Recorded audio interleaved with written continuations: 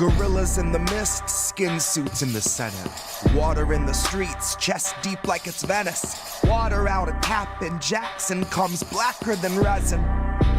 Black incidentally like most of its residents, which is why it isn't on your television, isn't on the lips of your president. Well, I'm admitting that as evidence. I've been fleshing out a case to be made for the testament. I don't know what our collateral count is, but doubt it is less than the estimate.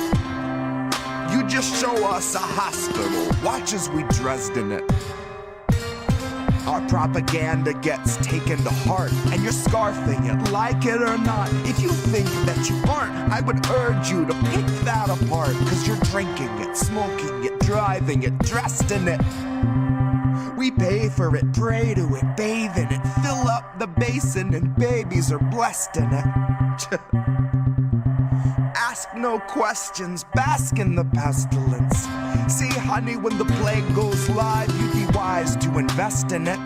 See, honey, when the plague goes live, just between you and I, that's an industry sign that they're all done testing it. And come 2025, they will all be confessing it. And then a few small fry fall guys all fly from the precipice, who were doomed to be wasted like shell corporations, dissolving to vapor, then gone with the resonance, gone with the sense and the sentiments, gone with the dust of the remnants, gone with the ghosts of the regiment, gone like those families in Gaza whose bodies and homes are demolished when Israel sets up a settlement. Gone like your chance at a settlement. Gone like the hope of apologies out of those funding our deadliest research and backroom development. Gone like your shot at a measly I'm sorry from the mouths of our own bioterrorists. God, you cannot imagine the face of the monster. You can't even fathom the scale of its carapace. It's under your feet, yet you're barely aware of it. You see, it's quietly judging the scope of your suffering, sizing you up like a therapist. Then it rides in your guts like a parasite, growing in size and excreting a culture that's purely embarrassment. Equal parts Manson and Maryland, equal parts something we push into madness and something we'll gladly exploit and objectify 50 years after it perishes. Carefully crafted and planned and arranged like a monarchy's marriages. Fucking cousins or otherwise, scourge of the colonized, staged and displayed for the sake of retaining those imperial barracks. And all to expedite a special type of anglicized dysplasia. The kind where half the world is waking up to learn they're being raided, raped, and robbed of all their heritage by Charles and his caravan of 30 servants' carriages. The kind where each in the procession is worth infinitely less, till eventually they're paid in sums of crown-approved disparagement and bonuses of shame, till they're finally told to thank the highest-ranking inbred pig named king of every garrison. One who rose into his power all immaculate, like Harris did. Well, now that garishness is melting down like paraffin that hardens in a shell and shelters terrified and threatened royal terrapin. Those that rule with zero question, although nobody elected it. Democracy was here till we dissected it. Democracy was here until the exhibition exodus. And the loss of that democracy is just a threat for those who've yet to recognize the scent of bait or know the taste of desiccants. Democracy was here and now the smear is all that's left of it. Democracy was here and now the smear is all that's left of it. Mother and baby on razor's edge, don't give a shit what your paper said. Economy creeping up out of red as they divvy a shitty little bit of bread. And miles away from that lady's ledge, her senator waking, he's safe and fed. And Aid got a paper to read in bed, jerking him off as they count the dead. Mother and baby on razor's edge, don't give a shit what your paper said. Economy creeping up out of red as they divvy a shitty little bit of bread. And miles away from that lady's ledge, her senator waking, he's safe and fed. Aid got a paper to read in bed, jerking him off as they count the dead. Mother and baby on razor's edge, they don't give a shit what your paper said. Economy creeping up out of red as they give you a shitty little bit of bread. And miles away from that lady's ledge, her senator waking, he's safe and fed. Aid got a paper to read in bed, jerking him off as they count the dead. Mother Mother and baby on razor's edge, don't give a shit what your paper said. The economy creeping about a red as they divvy a shitty little bit of bread. And miles away from that lady's ledge, her senator waking, he's safe in bed. The aide got a paper to read in bed, jerking him off as they count the dead.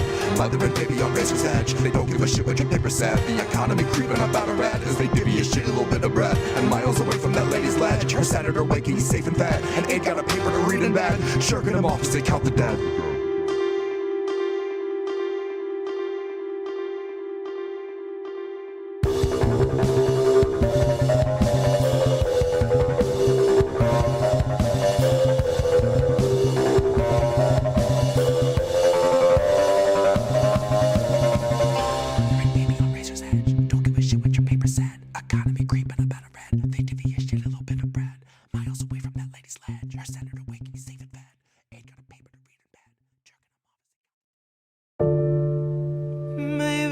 That's how it goes. We won't open our eyes, so we're the last ones to know. We're the last ones alive. Kept our enemies close. Wondered why we don't thrive while we're grasping at ghosts. Counting backwards from 5.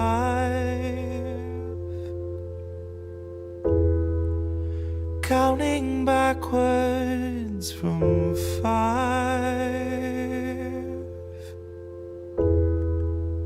Counting backwards from 5. Count back from 5. The theater on fire, the cast on strike. The studio stock starts taking a dive. The contract's tossed and they're gone with the tide. The heads and execs, their hands are tied. We can't pump this dreck and treat you right. But what do you expect from the industry type who survive by the leeching of bodies and minds? From those who original thoughts never seem to find. So they're gonna reboot ALF before your wages rise. And it gives cause to pause and reflect on the times. If they're losing control of their fools and their mimes, when all those obedient actors who grew their careers by averting their eyes are now holding the line, along with the authors of countless scripts that strengthen the hand of that corporate grip, squeezing our throats till we take the pen and we accept and consent to the corporate drip, till you're all up to date on your pharma du jour, till you got a healthy support for the war on your lips. And now you know that the advertisers need more than a rerun summer full of flashback clips. Enter the scans from the year before, all the days of de-aging and mapping the face, and the hours of actors recording their voices are links in the chains that will bind them in place. Now all of those shows are so easy to make. When they got a drone they control that needs no break, it can bend, it can break, and it's cheaply replaced enough up-to-date films all in one take. And those studios bank on us doing our duty, unhinging our jaws and digesting the fakes. Because they know that we'll love how synthetic it tastes. Watch as they edit your features without any trace. Not that there's anything you could do anyway. Now watch as they show you a movie you used saying shit you would never say. Dystopia boldly accelerates. Maybe you're only a mold, something to fill with a clone, something that Elon would celebrate. Something they own, something they program and code, something that's woefully able to know it's exanimate. Cause it doesn't feel touch over top of the laminate. You will not feel an emotion, but they will not scan and examine it. You and the other consumer contaminants fed on the federal diet of Kiev, Havana, and Tiananmen. I can't be the only one weighing the pros of abandonment. I can't be the only one weighing the pros of abandonment. Where did you think we'd go? Love, there's nowhere to lie. Guess it's not who you know, more it's what you can hide. Like we're chained to the floor, they're streaming us live while we're watching the war, counting backwards from 5, counting backwards from 5,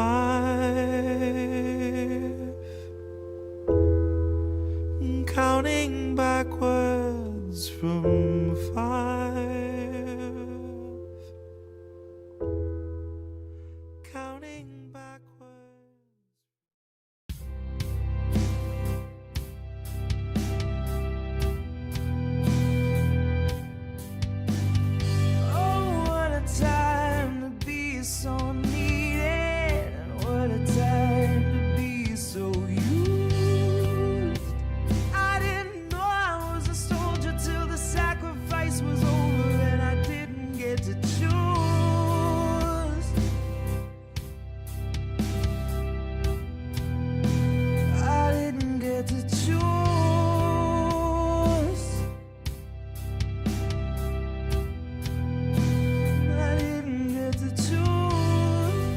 Now somewhere there's a mother worried sick about her daughter. Cause when she starts her shift, she's set adrift on dark, uncharted waters. And you can say that she's a hero, but her mom will tell you that she's just another lamb that's being sent to slaughter. And that she'll be damned to see her baby girl be someone else's fodder. And if it has to burn, then let it burn. And she can smile at the shock on all the faces of the people who could not be bothered.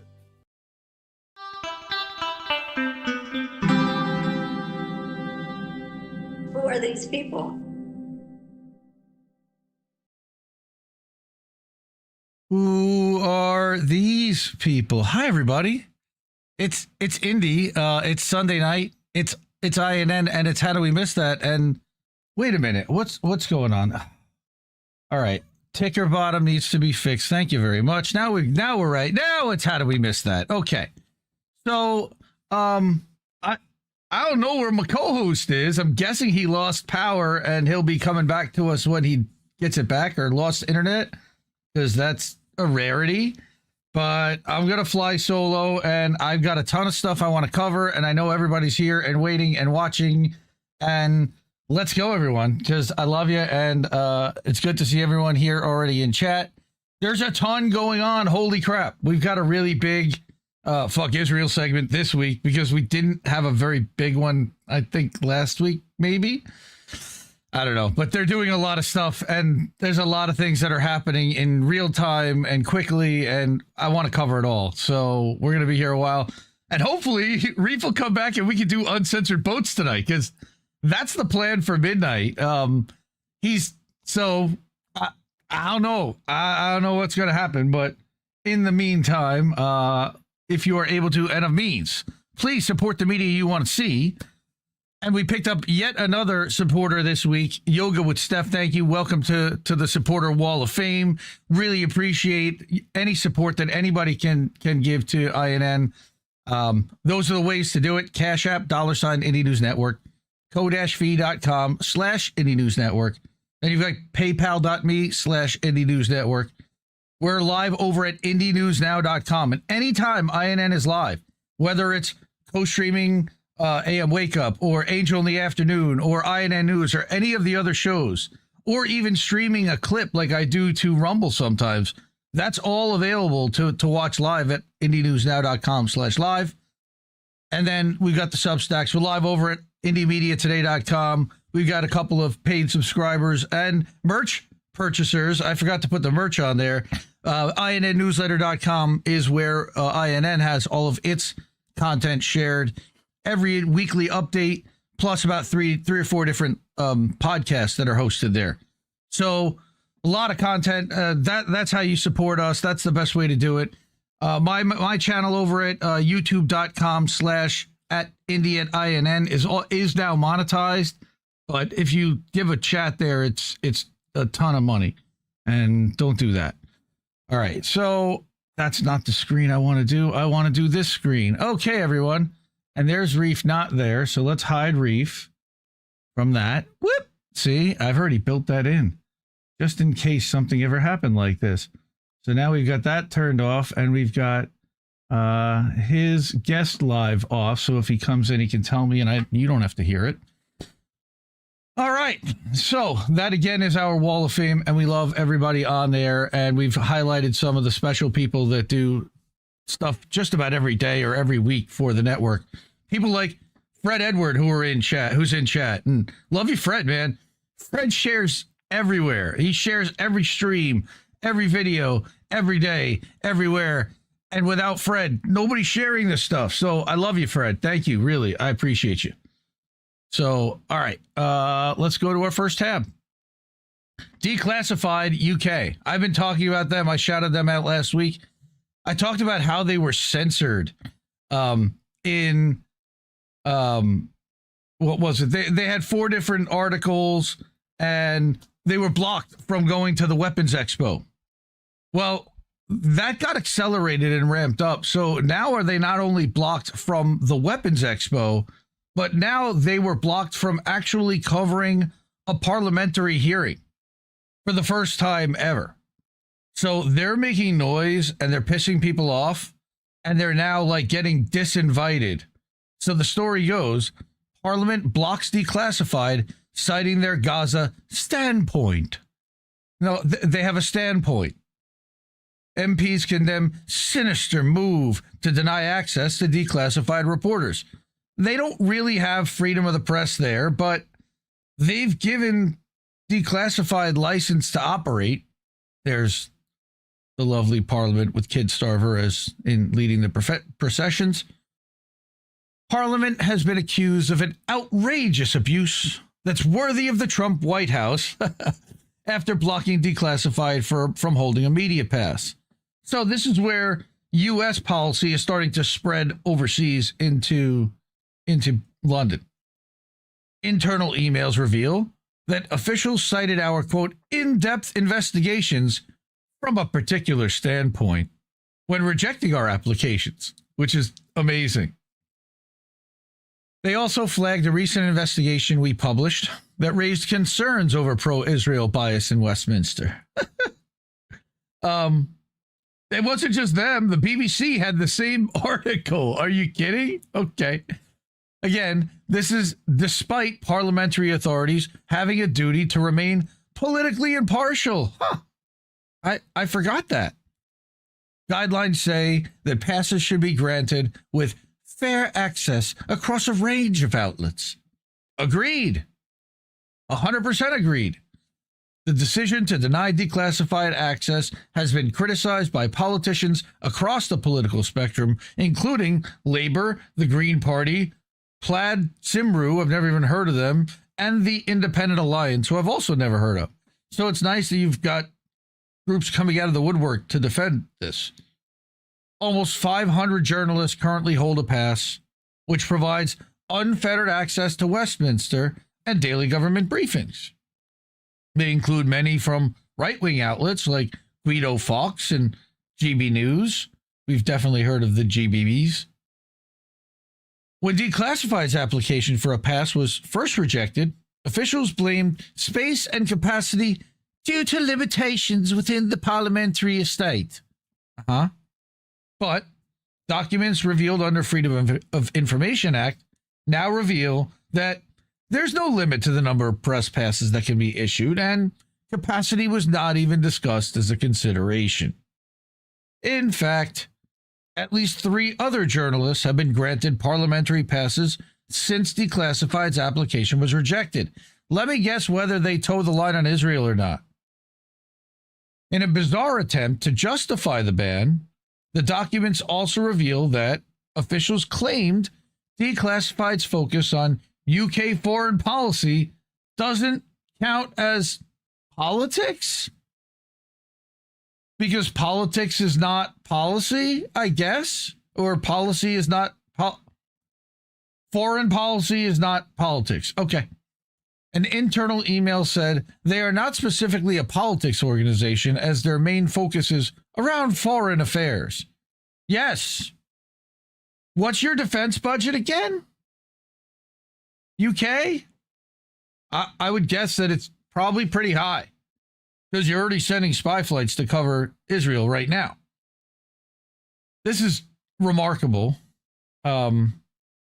Outrageous abuse. Several politicians condemned the decision by Parliament, rightfully so, and warned against selectively silencing journalists. I think they've done that for a long time. There was a guy that was in Belmarsh prison for a while that Parliament really never took very much time to do anything about. Jeremy Corbyn, we talk about him quite often, the former Labour leader, said, quote, Declassified have done outstanding, vital work exposing the scale of British complicity in Israeli war crimes. A healthy democracy rests on transparency and accountability. What does Britain have to hide? That's a great point. Yes, though they have plenty to hide, including supporting spy flights over Britain, which is over Israel and Gaza, and maybe even over the Flotilla, which we're going to talk about later. And those, that it's a problem. So Declassified's causing problems. They're now getting screwed with their access. Liz Saville Roberts, I wonder if there's any relation to Jimmy Savile, the leader of the Plaid Cymru, said that Parliament should be proud to make itself open to investigative journalists. Agreed. So now you've got some of the supporting statements. All right. Shaukat Adam, the Independent Alliance MP for Leicester South. Okay, the denial of a press pass to Declassified is an outrageous abuse by the parliamentary authorities. The UK has a long history of fearless and frank investigative journalism. Declassified is part of that tradition. Even John Pilger had said so. The spurious reasons for refusing them a press pass, revealed in their Freedom of Information request, appears to reveal a sinister move to suppress investigative political journalism, again, worthy of the Trump White House. That was his statement. So then you've got Lord Prem Sikka from the Labour Party, and then you've got a Green MP. Press freedom is fundamental to our democracy, right? They don't live in a democracy. Come on. They live in a parliamentary system, number one. It's not really a democracy, and it's a whole other story. On top of the fact that oligarchs are really running the entire show, and nobody wants to talk about that. It's a uniparty run by corporate interests and the uber wealthy. We talk about that all the time. But meanwhile, the National Union of Journalists responded to our findings, saying that, quote, the UK government should recognize the importance of supporting greater media plurality in which diverse views and voices across the media landscape and political spectrum are represented, right? Like, what are we doing here? Then you've got the union's general secretary who jumped in and she added a statement. But bottom line is they weren't allowed to cover a parliamentary hearing because of their Gaza coverage.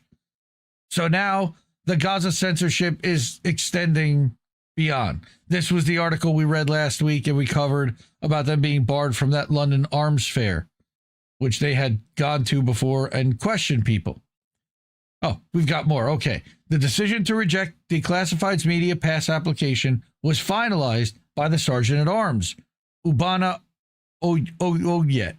Okay. But records suggest that it was based on advice from the House of Commons press office, who highlighted the standpoint of Declassified's coverage. So you've got a press office that's biased against somebody that's trying to expose their military and state and their intelligence state.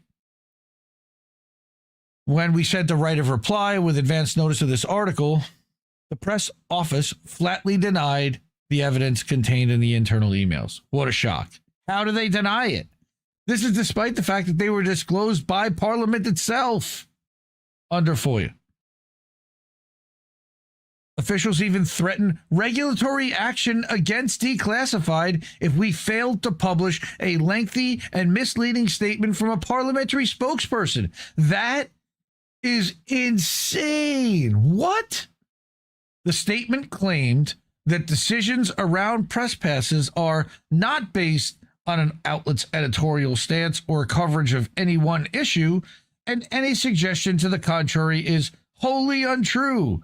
That's a lie. Why would they say that? Under orders from Home Office.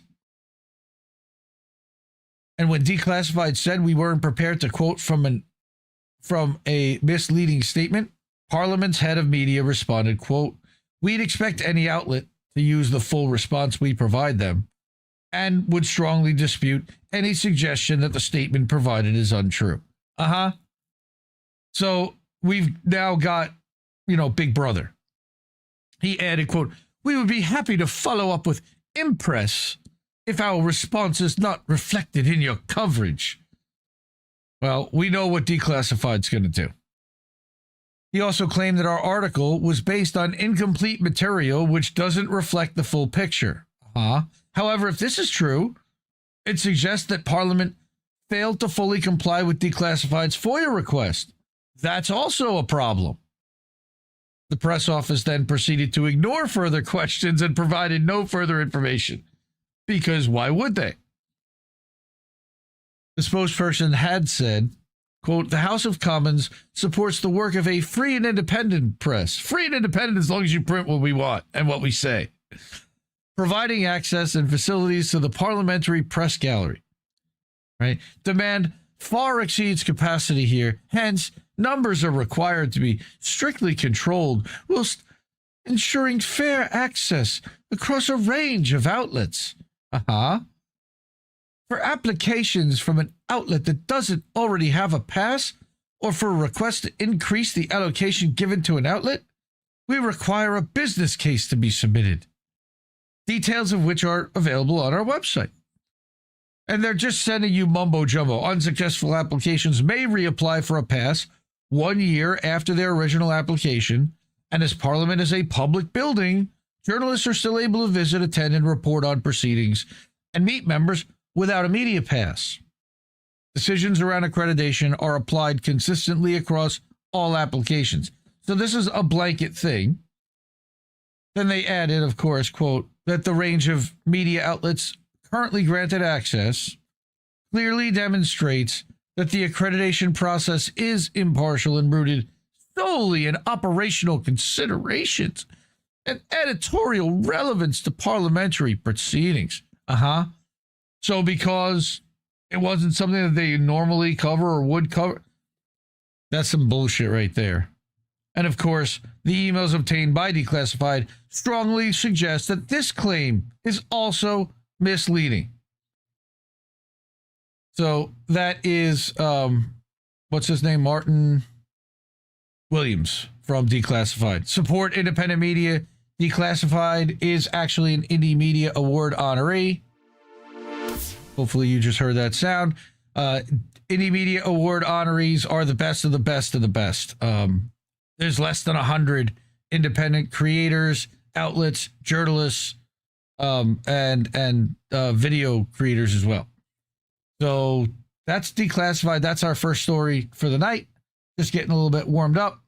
In the meantime, if you're able to, and a means, please support independent media.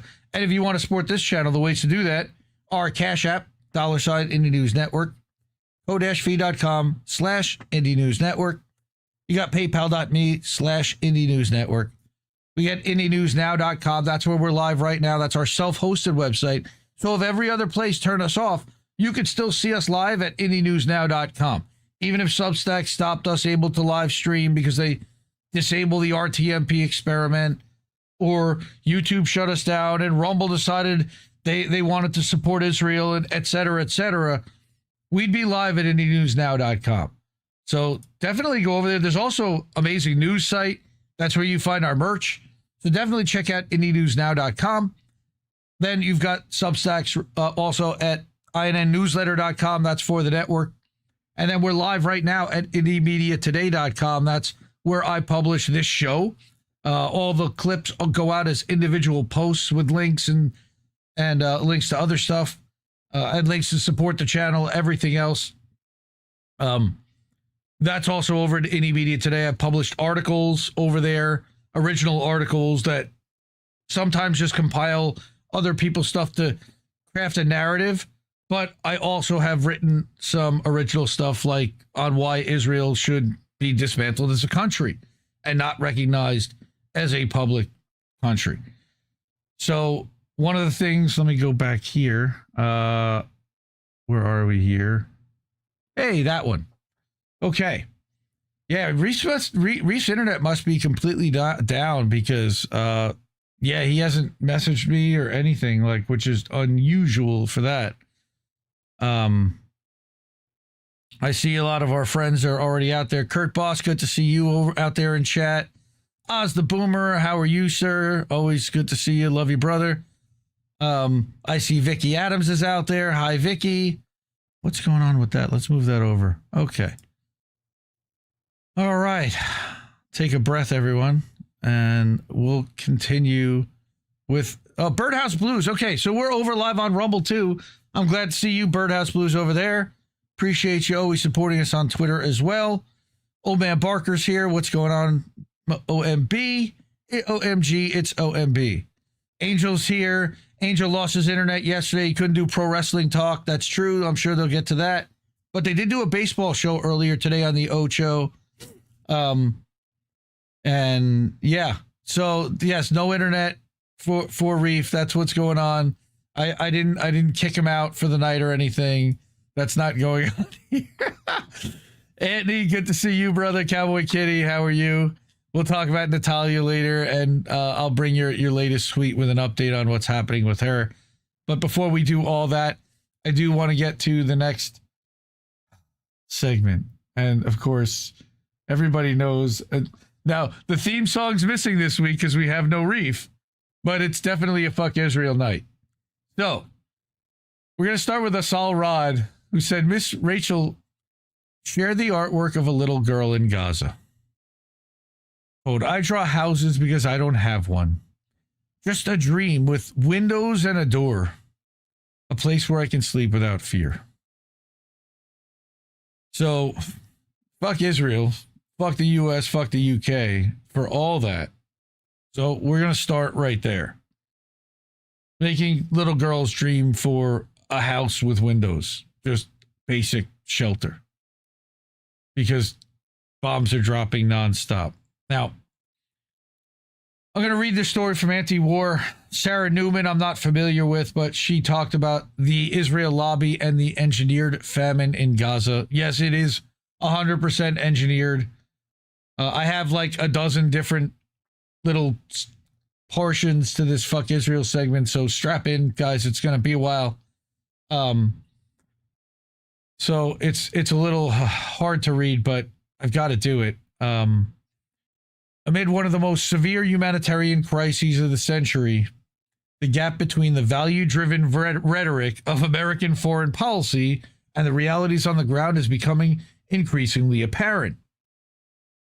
This chasm is deepened by reports of child malnutrition, which we've been talking about for months and months and months, images of long queues for water and bread, and news of halted aid convoys revealing the complex relationship between power and narrative building in Washington. In recent months, as food insecurity has intensified and warnings of famine in parts of Gaza have grown, how have they intensified? Why have they intensified?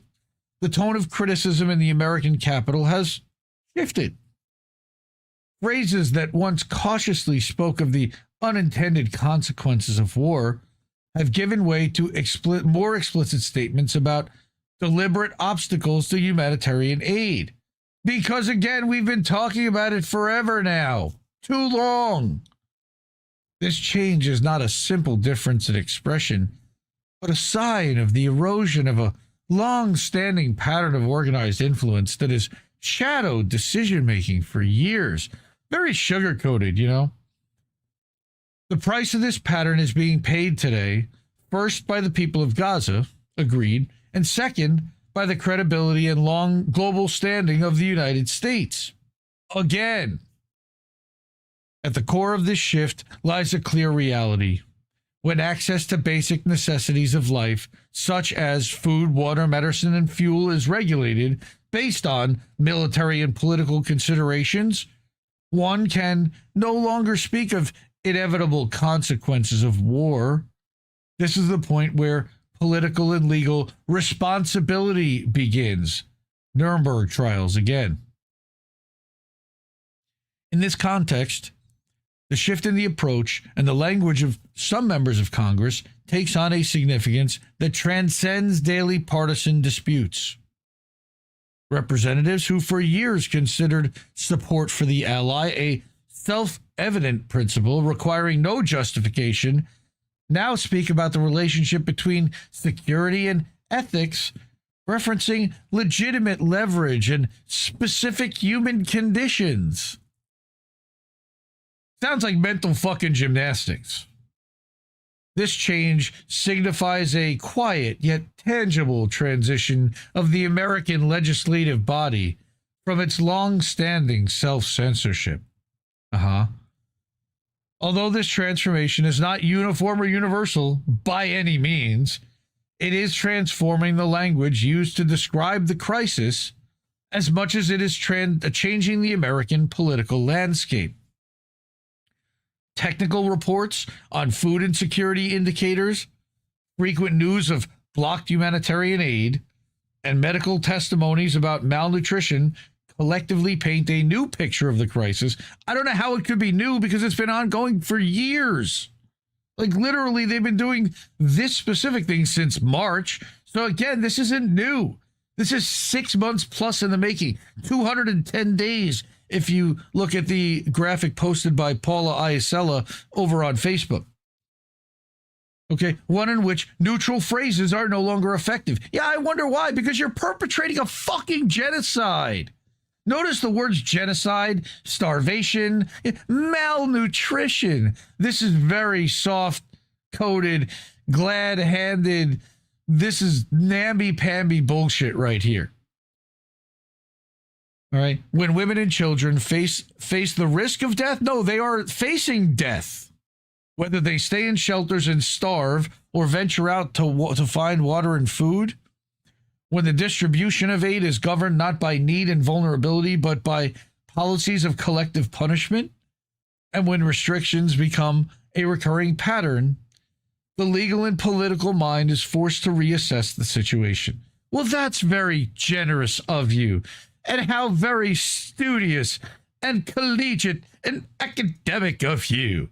While people are fucking dying and starving. What's happening is no longer merely the result of uncontrolled factors, but the product of design mechanisms. Yes, this is not nearly angry enough. The link between these mechanisms and political support in Washington is the point where the discussion of famine becomes tied to the issue of American sovereignty and collective conscience. The role of the Israel lobby extends beyond financial matters and stems from a unique combination of ideological synergy. that's Muslim, that's anti-Muslim rhetoric. Structural access to legislative centers and the ability to redefine the boundaries of permissible discourse. Why does the Israel lobby have any say in the U.S. fucking discourse? 3 main pillars, neoconservative networks, Christian Zionist movements, and professional lobbying organizations have built a model of support for the ally over decades that even defines what moderation is. In this model, criticism of policy quickly morphs into criticism of identity, questioning the prioritization of humanitarian aid over military operations is reduced to a test of party loyalty. And attempts at ethical assessment are marginalized through labeling. This is like trying to reach shitlibs, it seems like to me. Or even, staunch conservatives who think that they're above all of it. And they're not. They're not. The result of this process is the erosion of a discursive space that once allowed for disagreement based on data and logic. This space has gradually shifted from policymaking to narrative management. We talk about narrative management every week on this show. When this narrative management coincides with the control of humanitarian access, it carries a practical message. Propaganda! Famine is engineered not only in warehouses, but also in the realm of meaning. Again, the abstract, collegiate, professorial bullshit here is just thick. All right? Vocabulary is softened to conceal the harshness of suffering. You mean like what this whole fucking article is? And images are presented in a way that pushes fundamental questions out of the spotlight. There are no images in this article, by the way. I love anti-war, but damn. American public opinion, however, shows a different direction. Slowly, but steadily. Because corporate media keeps brainwashing people into the opposite belief. Polls indicating declining support for the continuation of war, all right, even with temporary fluctuations. Wow, my head's about to explode. Point to a strengthening desire to end the current situation.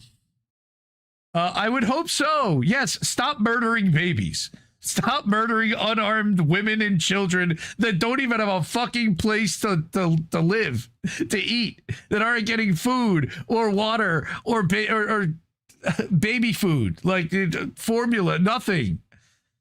Babies are dying.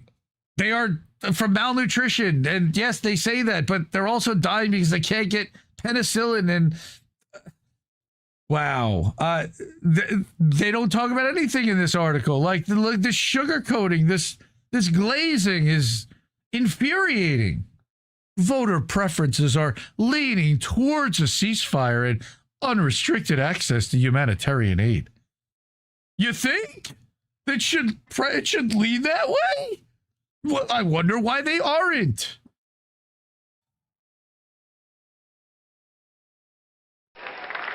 Yeah, way to go. Thanks for that. Really appreciate that. Are you fucking kidding me? All right. In this mirror, the gap between official language and public sentiment becomes more apparent. Yes, they're fucking lying to you and everybody sees it. Like, I've got to decode this whole fucking article? This is terrible. All right, I'm done. I'm punching out. I can't take it. I quit. I got too much other shit I want to yell about. Like this one. Let's get to some real language from another journalist called The Dissident, who is an INN co-founder. All right.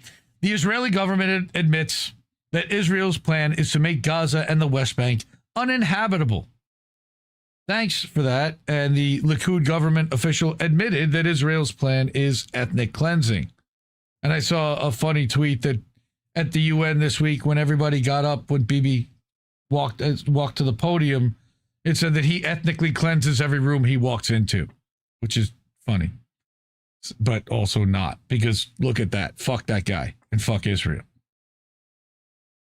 Gila Gamliel, the science and technology minister for the current Israeli Likud government, admitted that Israel's goal in Gaza and the West Bank is ethnic cleansing of its Palestinian population. While people here deny everything that's being said and done on Israeli television, this is on the Channel 12 show Meet the Press. They deny this shit here all the time while people are going on Israeli TV and saying, no, that's exactly what's going on. All right? We will make the Gaza Strip uninhabitable until the population leaves, and the same thing will happen in the West Bank. This shocking admission from an Israeli government official shows that Israel's real intention behind the genocide in Gaza is not to release hostages or to fight Hamas, but to make Gaza unlivable for Palestinians in order to force ethnic cleansing and make way for Israeli annexation, which is something they plan on repeating in the West Bank. And I have an article about that next. This is a plan that Benjamin Netanyahu, a.k.a. Milikowski, openly unveiled at the UN weeks before October 7th, the one where he showed the map where there was no Gaza and no West Bank. It was all Israel. All right. Israel apparently allowed the Gaza prison break from Hamas weeks later to happen in order to carry out this already designed plan. That's alleged. The Israeli newspaper Haaretz reported that Chaim Cohen, the IDF colonel who approved the Nova Music Festival outside of the Gaza border, quote, opted not to boost security after visiting Nova 1 hour before the Hamas massacre, quote unquote, on October 7th, and did not cancel or disperse the festival, despite the fact that he had received intelligence that the breakout was about to happen. Shalom Shetrit, who's one of the IDF watchguards during October 7th, also testified that at 5 a.m. on October 7th, quote, an order was given that there would be no patrols in the fence until 9 a.m., which is weird, unquote, which he said was never given on any other day because, quote, there are no mornings in which there are no patrols on the fence, because you're in an operational battalion, and that is part of the matter, unquote. So they pulled security that morning. They sent somebody to the festival 1 hour before, knew it was supposed to happen, and didn't cancel it. After the October 7th breakout, Israel created an atrocity propaganda version of what actually happened, including fabricated claims of mass rapes, beheaded babies, and covering up the fact that the IDF, using the Hannibal Directive, killed many of their own people to prevent them from being taken hostage. We've covered that on this show. Okay, we've damn it. No. I just rebooted my internet too. What the fuck? Okay, I think we're back. Okay. I just rebooted my internet right before the stream too. This is weird. I swear, the minute I start talking about Israel, look what happens every fucking week. All right.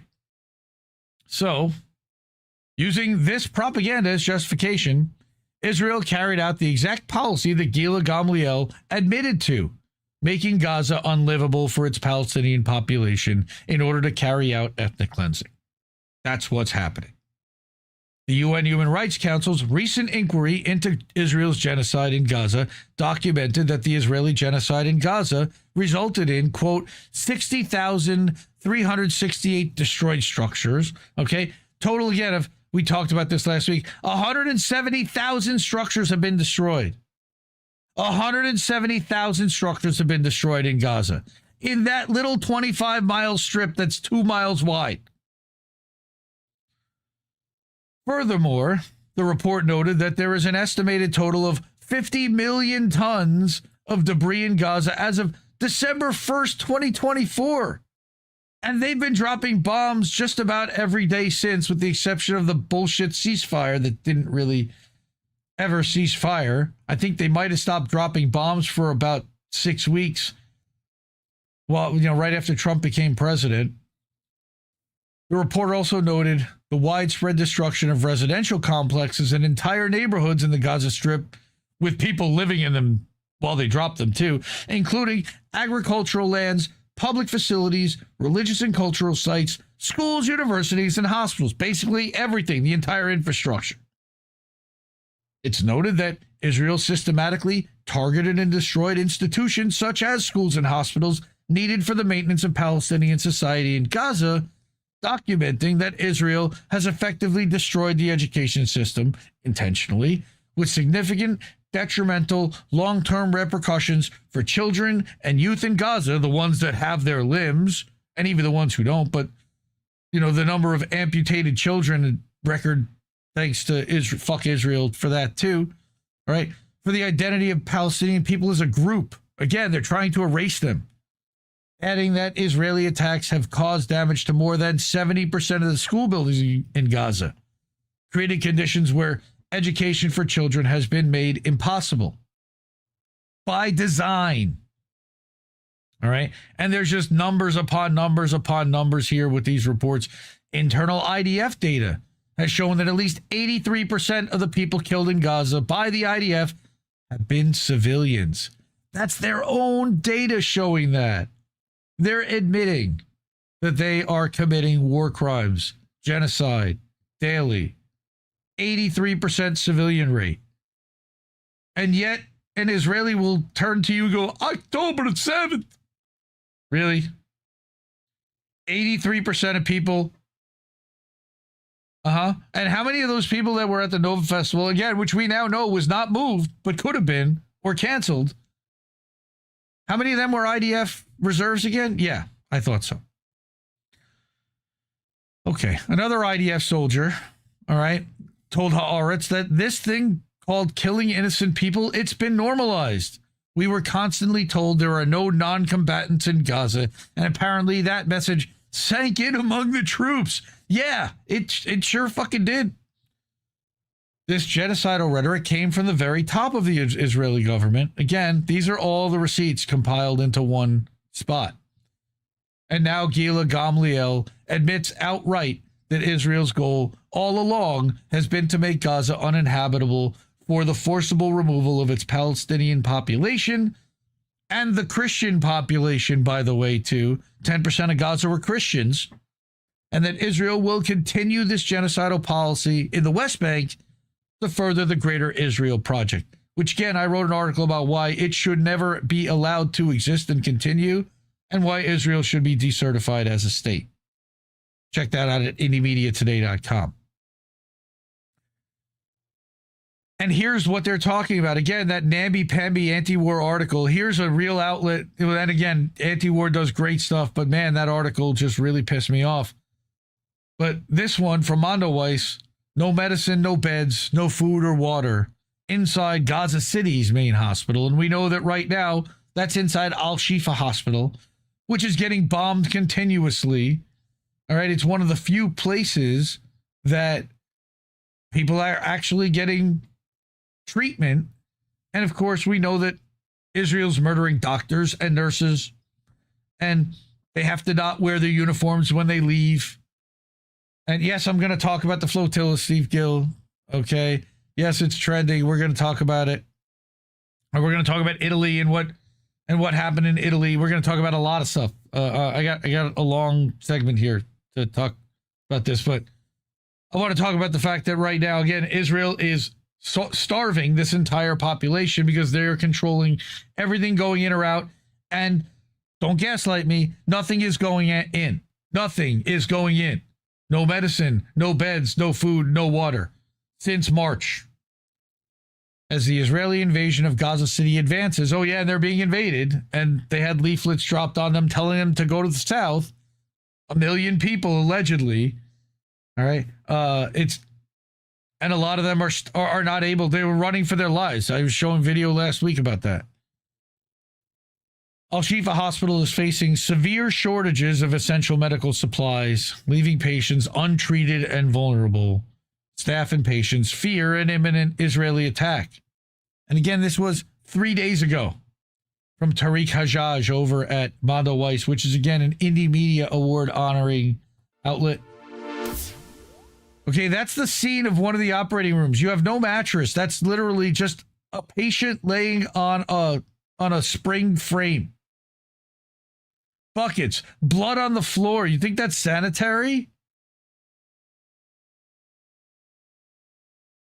Horrible. In Gaza City, as the Israeli army is taking more steps to reach and occupy the heart of the city, and the number of casualties rise, and they keep dropping buildings left and right. All eyes are once again on the one hospital that used to be the largest and most qualified for such times, Al-Shifa in Gaza City. Since October of 2023, the Israeli army has stormed and destroyed Al-Shifa more than once. Still, the health ministry in Gaza managed to rebuild some sections and provide medical care to people in one of the places most subjected to ongoing Israeli bombing, Gaza City. But with the Israeli army's recent advance into Gaza City, fears are once again rising of yet another Israeli invasion of the hospital. On top of that, Al-Shifa, along with other hospitals in Gaza, is facing a critical shortage of medical supplies, blood units, staff beds, and essential medical devices. No big deal, right? It's disgraceful the way that these people are being treated. These are bloody days. So not only are you bombing them and destroying them, you're not even providing them with the supplies so that they can get themselves well, because they're literally trying to kill them. These are bloody days, says Dr. Hussam al-Shair, medical director at Al-Shifa Hospital, at least right now, until Israel targets him too, unfortunately, and either kidnaps or murders him and his family, which is what they've done to too many of these doctors. In recent days, over 60 people have been carried to the hospital dead, and over 175 injuries arrive at the hospital daily, most of them in critical condition and in need of surgeries and intensive care units. We only have 4 operational rooms in the hospital. In 8 waves daily, al-Shair describes, casualties and martyrs come to the hospital, with each wave holding at least 30 people dead and wounded. Well, we're struggling due to the Israeli siege and the war, okay? But inside Al-Shifa, our mission is healthcare, and we will provide it until the last moment that we can. That's heroes. I mean, look at the waiting room. It looks like a bus terminal. Al-Shifa Hospital has struggled to fully recover following Israel's previous attempts on the hospital.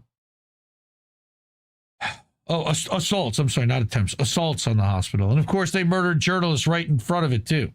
Currently, the hospital only has 4 operation rooms and 32 ICU beds, but it receives over 800 people daily. I don't know. They don't have bandages. They don't have... I don't know. The extreme shortage we have is in operational rooms. We have so many waiting operations, and the ICU is always full. And there are 20 premature babies in the NICU. Of course there are, because the mothers have been malnourished for 6 months. So these are all NICU babies. And they're all getting delivered prematurely. And again, 20 isn't even that many. He expresses his fear about the medical staff who also witnessed the extreme danger. Of course they do. We're scared for our security. Yesterday, the Israeli army assassinated someone at the hospital's doors, which was a critical danger for all of us as we're working in the hospital. Yeah, I think so. We've lost 30% of our staff, and some were killed, others detained or wounded. We also have a shortage of working personnel. According to Dr. Al-Shayir, there are 562 patients currently in the hospital and over 50 in need of critical surgeries who are waiting their turn. Daily, dozens of patients get treatment on the 32 dialysis machines. That's enough for all of Gaza City, for everybody left? While it's a daily struggle to treat patients and secure the necessary medical supplies, Al-Shayir's primary concern now is what will happen if Al-Shifa once again becomes a target of Israel's military assault on Gaza City. I think it already has, when they're shooting people in the doorway. If the Israeli army evacuates the hospital, inevitable deaths will be faced by so many patients, such as those in the ICU, NICU, and patients with renal failure. Don't tell them that. Don't tell them that. We're facing the invasion of the city with a shortage of water and food for the patients and workers in the hospital. They must have some crazy amounts of reserves because we know that no supplies have gone in for months. So where's this all coming from? That's the outside of the building that they're working in. That's the hospital. Left empty after staff were forced to evacuate on September 25th. This is 3 days ago.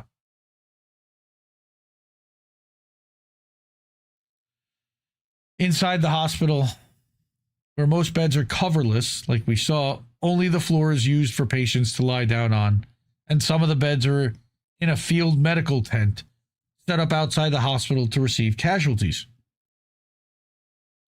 Patients are living with the shortage of medical supplies. Of course they are. They're directly impacted as their wounds get worse instead of healing. They describe the situation as desperate, where even water, either to drink or to use for bathing, is unavailable. It's a really tough situation. Patients are lying down in every corner on the ground. There's no beds, no treatment, no medication. We can't even find gauze for our wounds, a patient in the hospital said. I'm injured in my back after I got shot by an explosive.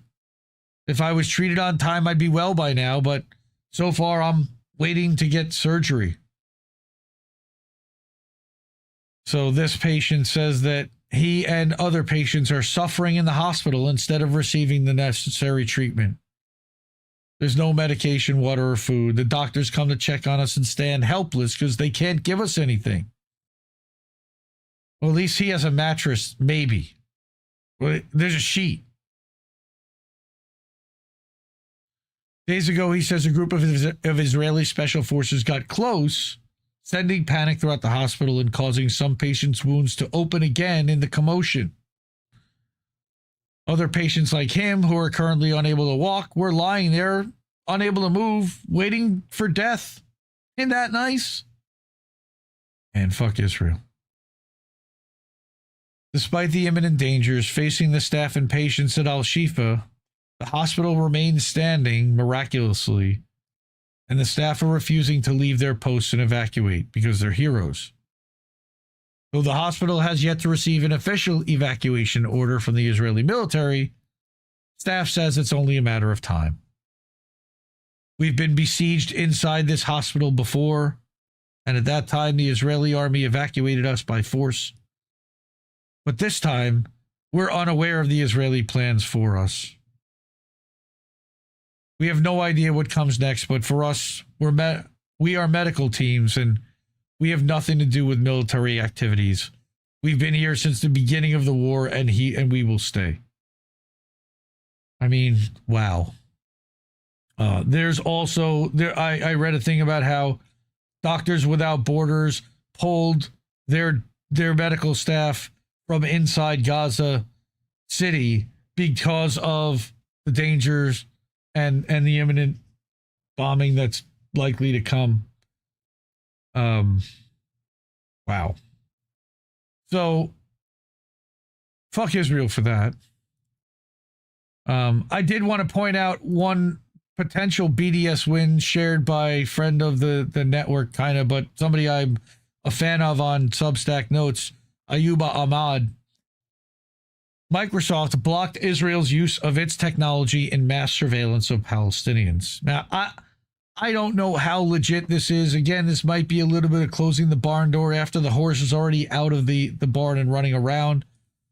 But according to The Guardian, the extraordinary decision by Microsoft to end Israel's spy agency access to key technology was made amid pressure from employees and investors over its work for Israel's military and the role of its technology in almost the 2-year genocide in Gaza. So that's a good thing that they've stopped doing that. I also learned that Starbucks has decided to close over 100 locations nationwide. And my guess is that's because things are not going so great over there as well. So there's a couple of BDS wins. Hurting them in their wallet is the only thing that really they feel. I genuinely feel that way. And we've got to continue that kind of mindset, which is, voting with our wallets and being mindful of our purchase decisions and what those companies serve. In some cases, you can't avoid it, but wherever possible. So I also wanted to bring this story from Kit Knightley of Off Guardian, also Indie Media Award honorees. All right, we're going with a lot of Indie Media Award honorees tonight, but everyone is still suddenly recognizing Palestine. But why? Yes, Golden Monarch, Microsoft is still the bad guy, MK. That's correct. Let me move that over here since there's no Reef tonight. I don't know where Reef is. His internet apparently crashed, so he's not here, and it's just me flying solo, covering the stuff that I curated. So I want to talk about Kit Knightley over at Off Guardian. He talked about how everyone is suddenly recognizing Palestine. What does that mean? And why? What's happening here? In the past 48 hours, again, Off Guardian is a great independent outlet. They're censored all over the place. Go support them. Kit's a member of the Independent Media Alliance as well. He's attended some of the panels. I think they're scheduled to do another one soon. In the past 48 hours, the governments of France, San Marino, Luxembourg, Monaco, Andorra, Malta, the UK, Canada, Portugal, and Australia have all announced their recognition of the state of Palestine. It is the greatest number of countries to make this move in the same year since 1988. And they all did it over a long weekend. Why? Is it because it's a total coincidence? The elected officials of all those countries decided that they had been wrong for decades? Is it because the political pressure from a largely pro-Palestine public was just too much? Is it because they truly want peace and believe this is the way to achieve it? Does any of that sound likely? Yeah, no. In Italy, one of the global minority that has yet to recognize Palestine, we're told that mass protests over the weekend were demanding action over Gaza. In his address to the United Nations announcing the move, Emmanuel Macron said, we can no longer wait, but wait for what? He also repeated his call for a UN peacekeeping force to be deployed on the ground. Somebody standing between the Palestinian people and the IDF bombing them. Yes, please. Although UN peacekeeping troops are not necessarily the ones I would want doing it, because they've been in Lebanon for a while and not really doing very much to stop that. Israel has been happily colluding in its own bad guy image with illegal strikes on Doha, the capital of Qatar, earlier this month. We covered that. And the alleged killing of 31 journalists in Yemen. Alleged? I don't think they're alleged. Not to mention the Israeli finance minister's gleefully evil declaration of a real estate bonanza in Gaza when the bombing is finally over. Even the U.S. is more shakily behind Israel than usual, okay, with Trump's administration publicly questioning their airstrikes on Qatar after they approved them, and articles in the American press calling it a crossing a line in the U.S. can't ignore. Yeah. In his UNGA address just an hour ago or so, the one where they cut off the teleprompter, Trump called for the Gaza war to end immediately. The Economist published this piece 5 days ago, headlining "America is falling out of love with Israel." Well, maybe the citizens are, but the business leaders really aren't much, and the politicians and donor class certainly isn't. It was only last week that the UN Commission officially found that Israel was conducting genocide in Gaza, amazingly so. And the General Assembly endorsed a two-state solution, which is embarrassingly pathetic. Writing for the BBC, the Bibi Netanyahu C, Paul Adams claims that their isolation is deepening. Their isolation? Whose isolation? It's the U.S., UK, and Israel together, because they're all in it together. Seems like the worm is turning, no? But to what end? Where does the story go from here? Well, I'm going to show you. Macron's call for a UN force may be the key.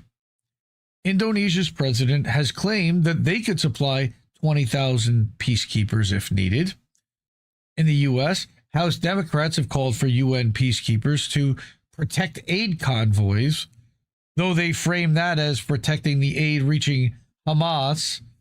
It's clearly the same agenda. You're just literally setting up American soldiers to be murdered and UN peacekeepers. Meanwhile, EU chief Ursula von der Leyen has pledged the creation of a Palestine donor group, a special fund for rebuilding Gaza's infrastructure. All right. Maybe a shiny new state is the goal. Pried out of Israel's grasp, policed by a new international brigade, and rebuilt with UN and EU money into a model sustainable utopia. A shining beacon of international cooperation, maybe. I wouldn't be surprised. I would be highly surprised. Kit clearly does not watch this show. What's happening is that, first of all, Israel is accelerating annexation amid statehood recognition moves. So, why are they doing that? To basically warn Israel that you better get your shit together and get this done with, or we're going to have to do something. And even once they do, who knows what they're going to do? Yeah, what say you, Mr. American Ambassador Mike Huckabee? I would say that he's staunchly on the side of Israel, sadly. It's embarrassing because he's a Christian Zionist, a fundamentalist end times Christian Zionist. There's the monster Smotrich, where he's talking about the resumption of settlement plans from August 14th. And again, this is from the Electronic Intifada, yet another Indie Media Award honoree. Again, indiemediaawards.substack.com. All right, you can find bios and links to subscribe to all of these outlets, by the way, in one place. As several Western countries formally recognize Palestine as a state, the Israeli government is accelerating its de facto annexation of the occupied West Bank. What a surprise. The statehood recognition announcements made in recent days by the United Kingdom, France, Canada, Australia, Portugal, and other states have prompted top Israeli officials, including the finance, economy, and national security ministers, to openly demand formal annexation of the occupied West Bank. They've already been tearing it up and displacing and taking over section by section, street by street.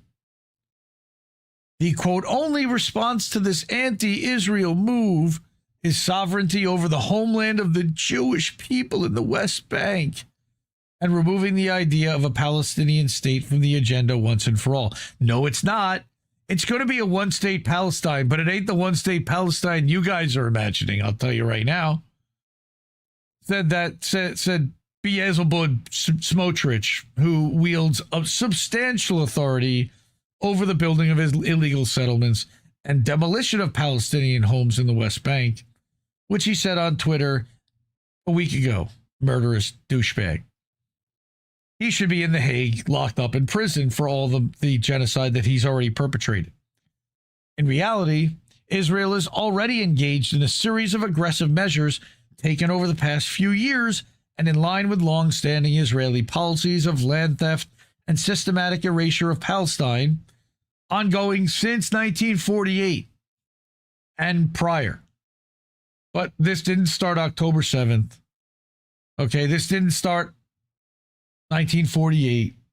Didn't start in the Six-Day War. All right. For his part, Israeli Prime Minister Benjamin Milikowski, a.k.a. Netanyahu, because he changed his name to sound more Israeli, declared that no Palestinian state would emerge and that illegal settlement building in the occupied territory would continue. Because nobody's stopping him. The minute somebody actually stops him, the minute the money stops, the minute the weapons stop, the minute UN peacekeeping troops start going in there, or somebody says no, China stops shipping goods, nobody's stopping this. For many in the West Bank, while recognition and public expressions of support for Palestine can be helpful in the long run, they remain highly critical. Yes, 100 Palestinians are being killed every single day in Gaza. That's more important than recognition, said Omar Asaf, a political activist in Ramallah, told the EI. This recognition decision is more symbolic in political weight than any real effect on the ground. While we welcome it, what's required today is to stop the genocide, starvation, and destruction. It's window dressing. There must also be a comprehensive end to settlement expansion, fragmentation of Palestinians, and the transformation of the West Bank into countless prisons. Okay, he's been imprisoned himself by both Israel and the Palestinian Authority, of course, because they are subservient to Israel in many ways. And they volunteered last week to say, hey, guys, we'll take over Gaza. There's never been the Palestinian Authority in Gaza. They must also stop the forcible displacement of Palestinians in the northern West Bank. And the Palestinian Authority is not stopping that either, motherfuckers. Statehood recognition, many said, must be followed up with real actions such as sanctions and an arms embargo against Israel. Amen. Meanwhile, fear and anxiety of the next chapter under Israel's violent occupation plagues every Palestinian in the West Bank. Agreed, too. We need to turn them into a total pariah state and support the Palestinian people at the same time. I'm afraid that with and without the recognitions, what's happening in the occupied West Bank is horrific, Masya Yassin told EI from the streets of Ramallah. We don't have to imagine what the future will look like because we're already living it every day. Remember, there's no Hamas there. No Hamas there. Citing terrorist settlers who are killing people, stealing land, and cutting off roads. Quote, all Palestinians here are besieged with gates at the entrances to their cities and villages in open-air prisons. The army enters at any moment, kills, injures, expels. Israel has been pursuing annexation and land theft policies in the West Bank and Gaza since it occupied the areas in 1967. But after the start of the genocide in Gaza, there have been record rates of Palestinian land stolen, villages erased, residents expelled, and new illegal settlements built. All achieved through the violence of the military occupation and attacks by settler militias, armed and aided by the government to silently do the dirty work, pogroms, with the IDF soldiers standing behind the people as they burn down the houses. Fuck Israel. On September 23rd, Israeli settlers shot dead Saeed Nassan, 20 years old. Why? In the village of Al-Mughayr in northeast Ramallah, the 12th Palestinian to be killed by settlers since the start of 2025. The first killing took place in June. They also recovered burned down Issa Amro's fields and had children threatening to murder him and celebrating the death of his brother. Disgusting. 12-year-old kids. Brainwashed. Gross. Anyone who celebrates that can fuck off and get the hell out of my stream. In response to increasing global isolation, particularly over the last few months, Israel has doubled down on its confinement and violent oppression of Palestinians in the West Bank by increasing the number of military closures and roadblocks, as well as its daily deadly raids. People in the United States deny that this shit is happening. It is happening. It actually is happening. To deny that is to deny these people's existence and reality. It's the grossest thing you can do, because it literally costs you nothing to acknowledge their existence, and you won't even give them that courtesy. These are human fucking beings. It's also taking concrete steps towards formal annexation with a publicly stated aim of preventing a Palestinian state, which we cannot allow. Again, that is erasure. I don't want to quote Smotrich. He's disgusting. You can read his statements. On 16th of September, the Israeli military installed a new iron gate at the entrance to the town of Al-Izariah in eastern Jerusalem. This road is the only access point for millions of Palestinians traveling between the north and south of the occupied West Bank. The closure of this gate would, within seconds, sever the northern and central West Bank from the south. Another corridor. All right. The installation comes as part of the revival of the long-stalled E1 settlement project, which, when completed, would effectively bisect the occupied West Bank and undermine territorial contiguity.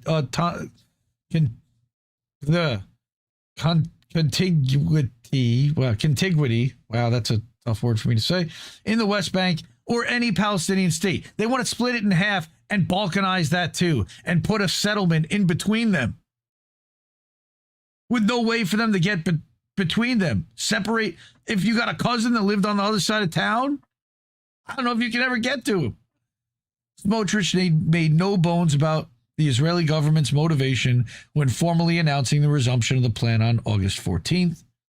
It buries the very idea of a Palestinian state, not in documents, not in decisions or declarations, but in facts. But buildings can also be leveled, as Israel is proving on a daily basis. All right. The E1 area, a critical stretch of land between Jerusalem and Jericho to the east, functions as one of the last remaining corridors connecting the northern and southern occupied West Bank, as they continue to steal the rest of the land. It's also one of the final areas of territorial continuity connecting Jerusalem with the rest of the occupied West Bank. Israel intends to empty these areas of Palestinians and render them only accessible to settlers. That's ethnic cleansing. The transfer of an occupying power's civilian population into the territory that it occupies is a violation of international humanitarian law, the law of armed conflict, i.e. a war crime. Yep. At least 7,000 Bedouins living across 22 different villages will be expelled and rendered homeless as their homes are systematically demolished. The Israeli military already issued dozens of new demolition orders between the 12th and 14th of August, targeting Palestinian Bedouin villages located within that E1 zone. They've been targeted with systematic harassment and demolitions for decades. Then we go back to between January 2023 and mid-July of this year, at least 2,800 Palestinians, almost 2,900, from 69 different villages across the West Bank, primarily Bedouin, were forcibly displaced due to the coercive environment of intensifying settler attacks and movement restrictions. Where do these people go? They're intentionally creating homeless people in desperate situations. Palestinian Bedouins are on the front lines of Israel's violent annexation due to their residing in open areas outside of population centers and being at the direct mercy of the Israeli occupying force and settlers. Annexation is rapidly becoming a reality for all Palestinians. In Area C, in 60% of the West Bank, all we see are Israeli flags, Israeli police, Israeli civil defense, settlers moving freely. Palestinians have come to feel that it's dangerous to move around between cities and villages. In the case of formal annexation, the lives of residents across many villages in the occupied West Bank, particularly those heavily besieged by illegal settlers, will either become so unbearable that residents will be forced to leave and move to the cities, or settlers will expel them by force. Yes, burn down their houses, raze them to the ground, and potentially murder the inhabitants. Zaina al-Tahran is an independent writer and TV reporter based in occupied in Jerusalem. Again, the EI is an Indie Media Award-winning outlet. Fuck Israel every day. And I don't even know what you say anymore because I'm beyond fuck Israel. And I got a bunch more here. So let's go to People's Dispatch and let's hide Reef from here. Hey, make that disappear. Reef's name badge. Turn that off. There we go. All right. Million-strong general strike. Okay, we got a little bit of good news here. And again, Kit Knightley was calling it allegedly. It wasn't allegedly. It happened. Million-strong general strike blocks Italy for Palestine. 1 million people across Italy, led by grassroots unions, took part in a general strike supporting Palestine and the global Sumud Flotilla, which we're going to talk about in a minute because I figured it's a nice segue into the flotilla. Okay, so this is an article again from People's Dispatch. I think I found it in Popular Resistance or Sheer Post. But on September 22nd, approximately 1 million people across Italy, crazy, staged a general strike in support of Palestine and the global Sumud Flotilla, offering a vision of solidarity sharply at odds with the one displayed by European leaders at the UN these days. Ports, train stations, and major junctions were shut down as workers, many of whom were members of the grassroots union, Union Sindacale de Base, okay, the USB, brought the country to a halt. In Rome alone, 300,000, I don't know how they count these numbers, but 300,000 demonstrators occupied the city's main railway hub before marching through the streets. The call came from Genoa's dock workers, and here we are. We've blocked everything. That's great. Okay? First responders will never be complicit in genocide, and we're protesting a government that's entrapping us in rearmament. So it's not just about Palestine either. Earlier this month, as the global Sumud Flotilla prepared to launch, members of the Dock Workers Collective in Genoa vowed to halt port operations if Israel attacked or blocked the fleet. Weeks later, following continuous local mobilizations and public assemblies, they made good on their promise. Thousands shut down Genoa's port from the early morning hours, joined by workers in the strategic harbors of Trieste, Venice, and Livorno. Rallies erupted in Bologna, Milan, Turin, Naples, across Sicily and Sardinia, and in dozens of other localities where teachers and parents and students walked out of schools together, chanting for a free Palestine. That's incredible. Man, I wish that would happen here. Speaking from the general blockade, Marta Kalla of the left party Potere al Popolo stressed that while the strike demonstrated concrete solidarity with Palestinians, affirmed support for their legislative resistance, and denounced European complicity in genocide. Embargo and sanctions, these must be our priorities, meaning that we can't stop here. Authorities responded to the massive mobilization with violence. What a surprise. When you withhold your labor, the state comes after you with violence. Police forces used water cannons against protesters, demanding an end to Italy's arms trade with Israel, agreed, and calling for severing all political and economic ties. Love to see that happen. Despite growing public pressure, the fascist Giorgia Meloni's government has refused to act against Israel, instead continuing communications with Israeli officials and arms deliveries throughout the state-linked company Leonardo. All right, look at, the videos and the images are stunning. The fact that they're actually written in Italian leads me to believe that they're genuine and not, like a color revolution led by CIA, etc., to try to destabilize the country. Only days before the strike, Infrastructure and Transport Minister Matteo Salvini, leader of the far-right Lega, appeared in an interview with Israeli media in which he supported Israel's right to build itself a serene future, as occupation forces inflicted even more destruction upon Gaza City. In its campaign to build a serene future, Israel has killed at least 65,000 Palestinians in Gaza, including over 1,000 health workers and hundreds of journalists. While some government figures signaled mild unease about recent attacks, Salvini set out his allegiance in very clear terms, quote, defending Israel's right to exist is complicated right now, but friends are revealed in the most difficult moments. Yeah, and you're not one of them.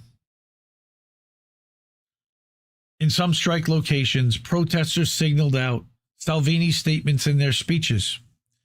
In Venice, they sent what they termed a special message to a special enemy, insisting that their loyalty was with Palestinians under attack and that their energy committed to building international solidarity. Okay. The mass character of Monday's strike likely shook much of Italy's political class. In recent years, the government had passed measures to restrict demonstrations and downplay the organizing capacity of trade unions and the left. Yet, weeks of continuous protests, culminating in the general strike, undermined these efforts. So, even though it's illegal, and even though they're trying to do everything to stop them, somehow these people in Italy pulled it off. Workers have returned to center stage and are calling on citizens, all citizens, to stand up. They're not doing so for a contract renewal, but to demand justice for a distant and tormented people. In this age of selfishness and individualism, this seems unthinkable, but no, solidarity between peoples and brotherhood beyond borders are not dead and buried values. On the contrary, they are alive and kicking. Inject this into my fucking veins. All right? For Potere al Popolo's Giuliano Granato, the strike also captured broader anger. Quote, Palestine has given a name to our discontent. I don't like kind of doing that, actually, but okay. All right. The outrage, protests, and anger over the massacre of the Palestinian people has intersected with years of oppression, repression, and deteriorating material conditions here. For young people in particular, there is the absence of a future, fear, and the awareness of living in societies where only the horrendously rich and powerful have a say. Yeah. The momentum built by the strike is set to continue. Italian dock workers will host an international sectoral meeting on September 26th and 27th, bringing together trade unions capable of disrupting Europe's arms flows to Israel, which they've said they would block. National demonstrations in solidarity with Palestine are also planned for October 4th, as eyes remain fixed on the global Samud flotilla. If Israel attempts to stop it, Italian workers have already shown that they are ready to block the country, sending a signal that could inspire others to organize along the same lines. I sure hope so, man. I'll tell you, I'll say it. I've been calling for a general strike for years, and I would still love to see it. All right. And I also wanted to bring this from BetBeat, and I'm not going to be able to read through this whole thing because I still have a bunch more. But BetBeat wrote that Italy's rage for Gaza must spread. All right. That what we witness in Gaza is not merely the extermination of a people, it's a laboratory experiment in mass psychological conditioning, a blueprint for how ruling elites will subjugate populations worldwide when their time comes to be discarded. We are all Gaza, because at some point we will all be Gaza, is what he's saying. All right. The ruling class understands what most of us refuse to acknowledge. Gaza is not an aberration, but a preview. The same forces that rain death on Palestinian children today will turn their weapons on any population that threatens their power tomorrow. You saw what Trump is talking about doing. The silence of governments, the complicity of institutions, the careful neutrality of those who pride themselves on moral clarity. All of this serves a purpose beyond Palestine. It establishes the parameters of acceptable suffering. All right. As the activist and writer Susan Abdul-Hawa explains, quote, the process follows a predictable pattern, one that has been refined through decades of implementation. First, commit an atrocity that shocks the conscience. Allow the outrage to build. Let millions march in the streets. Let them believe their voices matter. Then escalate. Do something even more horrific. Something that makes the previous atrocity seem restrained by comparison. Watch as protests fade, as people retreat into private anguish, as the sense of powerlessness takes hold. We saw this with Iraq, where millions flooded the streets in opposition to an illegal war. The machine ignored them and proceeded anyway. Then came Libya and Syria and Yemen, each intervention more brazen than the last, each met with diminishing resistance. By the time Gaza arrived, the conditioning was already complete. The world had learned its lesson. Nothing you will do will make them stop. This isn't by accident, but by design. Go read the rest of this article over at BetBeat Media, betbeat.substack.com. I love those guys. Go give them a follow. Go support them. Go read the rest of this article over there. I did want to dedicate some time also to Dr. Hussam Abu Safiya because we got an update about him and it wasn't great. Ryan Rosbiani, I'm sure many of you know him, follow him over on Twitter, published this the other day. Breaking an update on the doctor after 276 days in captivity. We've literally been talking about this man all year and how he's been tortured and imprisoned. A lawyer from Physicians for Human Rights Israel finally visited him today after 4 denied attempts. Dr. Abu Safiya has been detained for 276 days under inhumane conditions. He's lost over 25 kilograms due to deliberate starvation. He's been subjected to continuous torture and physical assaults along with other healthcare workers. He's been denied medical treatment despite suffering from scabies and pre-existing heart disease, and never brought before a judge and not informed of any legal reason for his detention since March. He stated, "My only crime is being a doctor." Over 100 doctors and nurses are being punished, treating Gaza's wounded. The family calls on international organizations, human rights groups, and the global community to act urgently to secure the release of Dr. Abu Safiya and all detained healthcare workers. Again, a war crime. A war crime. This man was treating patients, and he walked out and voluntarily walked into the tank. We've got the picture of him standing in front of that tank. And they've tortured him for 9 months plus. So I wrote, free this doctor immediately, because Robin R. Qureshi, who's over on Substack, give her a follow, published an article at her publication, at her newsletter. It's been all year long, plus several days. He's been tortured, held for way too long, and had treatment withheld by the most moral army in the world, right? Who's been murdering all the other doctors in Gaza since kidnapping and imprisoning Dr. Abu Safiya. This is just so disgusting, and there are so few speaking out, so thank you for those who are.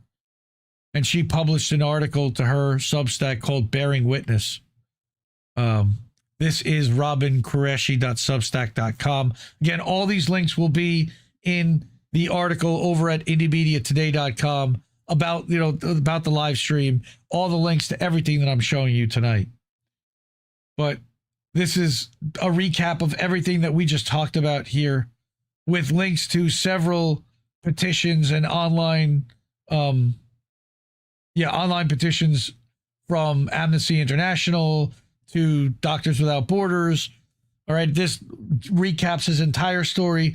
This is a great article to share with people that kind of talks about who he is. All right, he was born November 21st in Jabalia. He became director of Kamal Adwan Hospital in February of 2024. After having worked there in other roles, but they already had killed the director of the hospital, I believe. It was already under repeated Israeli siege and shelling. So again, this just recaps everything that's happened here with in bullet point format. I hate using that phrase. All right. A lot of data here. Here are some questions. Why is Israel detaining a hospital director and other medical personnel without charge, trial, or due process? How do they justify torturing and starving doctors while the genocide in Gaza depends on their absence from hospitals? Why has the world tolerated Israel's systematic destruction of Gaza's health system and the criminalization of medical care? How can governments claim to uphold international law while arming and funding Israel as it imprisons doctors and kills them? What accountability will be imposed on Israel for the torture and deaths of medical staff in custody, including Dr. Al-Idyad al-Rantisi and Dr. Adnan al-Bursh, tortured and murdered in captivity? Why is the protection of Palestinian medical workers being abandoned in full view of the world? How long will the international community remain complicit while Israel uses prisons, famine, and bombardment as tools of extermination? So then you have petitions open internationally. You've got Amnesty International. You've got Action Network. You've got Code Pink. You've got Change.org. You've got Med Global. And all of those are linked here. And follow R. Qureshi over on Substack as well on Notes, and subscribe to Bearing Witness. I got one more thing here about that, and that is the actual statement from Physicians for Human Rights Israel. You know, I've heard a lot of things, and I just wanted to make sure that she had the statement right. So I grabbed it, and I found their Twitter account, or actually refound it. Credit to Reef on that one. And he shared this thread that Dr. Abu Safiya described the violence perpetrated by prison guards during frequent cell searches. According to him, detainees receive very small amounts of food. Many of them have lost a significant amount of weight, and they've been held in dirty clothes for months. Dr. Abu Safiya requested to be examined by a doctor because of scabies and heart problems, but his request was ignored. He takes regular medication for high blood pressure, but he testified that he has not been examined by an IPS doctor since his arrest. He's remained in the same clothes since his arrest and did not receive a new set of clothes until the morning of his visit. 6 months have passed since the publishing of our report, which documented the arbitrary detention of more than 100 medical personnel from Gaza. Since the report's publication, our organization has visited more than 25 of them and gathered additional testimonies about ongoing physical violence, repeated cell raids, lack of food and medical treatment, and months of detention in dirty clothes. All detainees are currently being held without charge, some for more than a year, of course in violation of due process and in serious breach of the right to health of Gaza's population. Most moral army in the world, right? We demand the immediate release of all Palestinian healthcare workers detained unlawfully by Israel. Their detention serves no justice and directly undermines the right to health for the Palestinian population. It is imperative that the international community act to ensure their freedom, dignity, and ability to serve those in desperate need. Okay. Man, fuck Israel. I mean, just perpetrating the worst imaginable genocide and conditions on a civilian population. And then it's going to murder them on top of it. So we won't be remonetized for that last hour and change, I'm sure.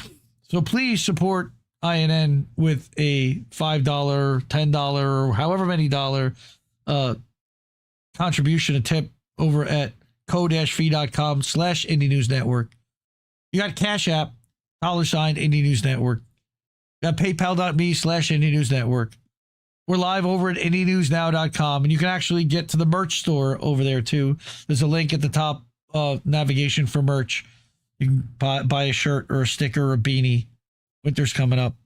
Or over at Substack at IndieMediaToday.com, where we're live right now, or at INNNewsletter.com, where we're scheduled to go live later, but I don't know if Reef's actually going to be there for boat smashing and other boats.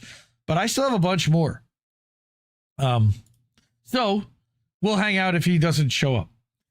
Okay, so I wanted to go to before I do, let's just, hi everybody. What's up? Yeah, Russell's rebrand. I donate some pickled eggs, Indy. No, I don't want Russell's pickled eggs, please. I know where they've been. They're full of ditty oil and stuff. All right. Hell is empty and the devils are in charge of Western imperialism. Agreed, Kurt Boss. Good to see you, sir. Good to see everybody here. Kieran Pine. Abby, I saw Abby in the chat. Cowboy Kitty. I thought Israel was just a giant Walmart bathroom. Man, it's just gross. Please keep your sanity during this. We need all of you. Practice self-care. Yeah, I have to participate in that more. I'm definitely losing my mind. And I don't know how you kind of balance all of that.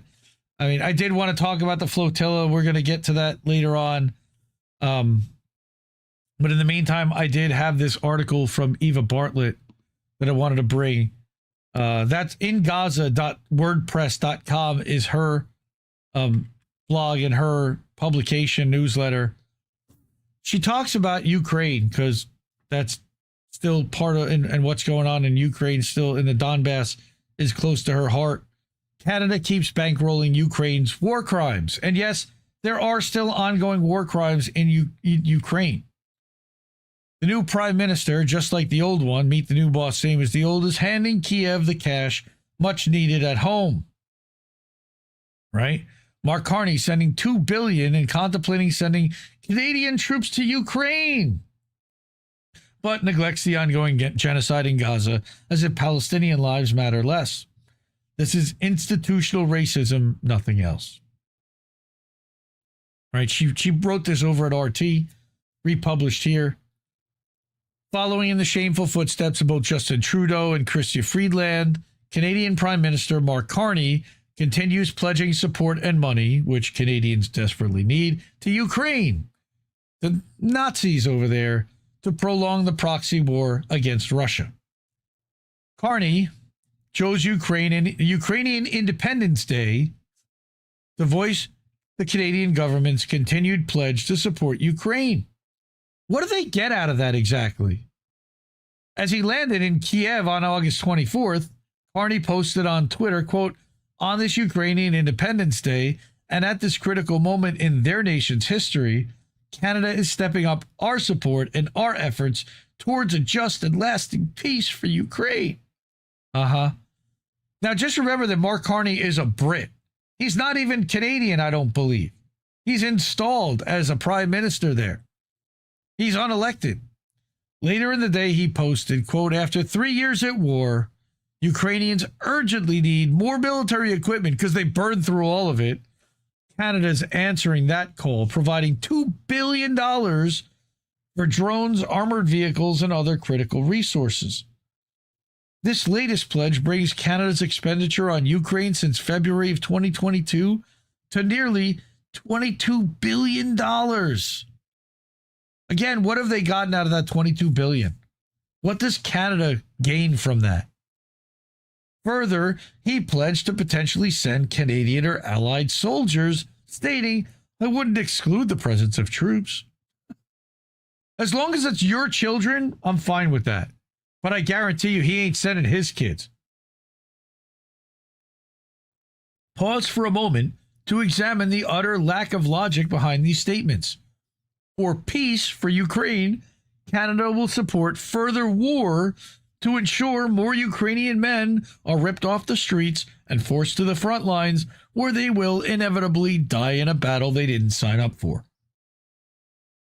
Like his European counterparts and bosses, Carney's insistence on prolonging the war is in contrast to Russia's position of finding a resolution.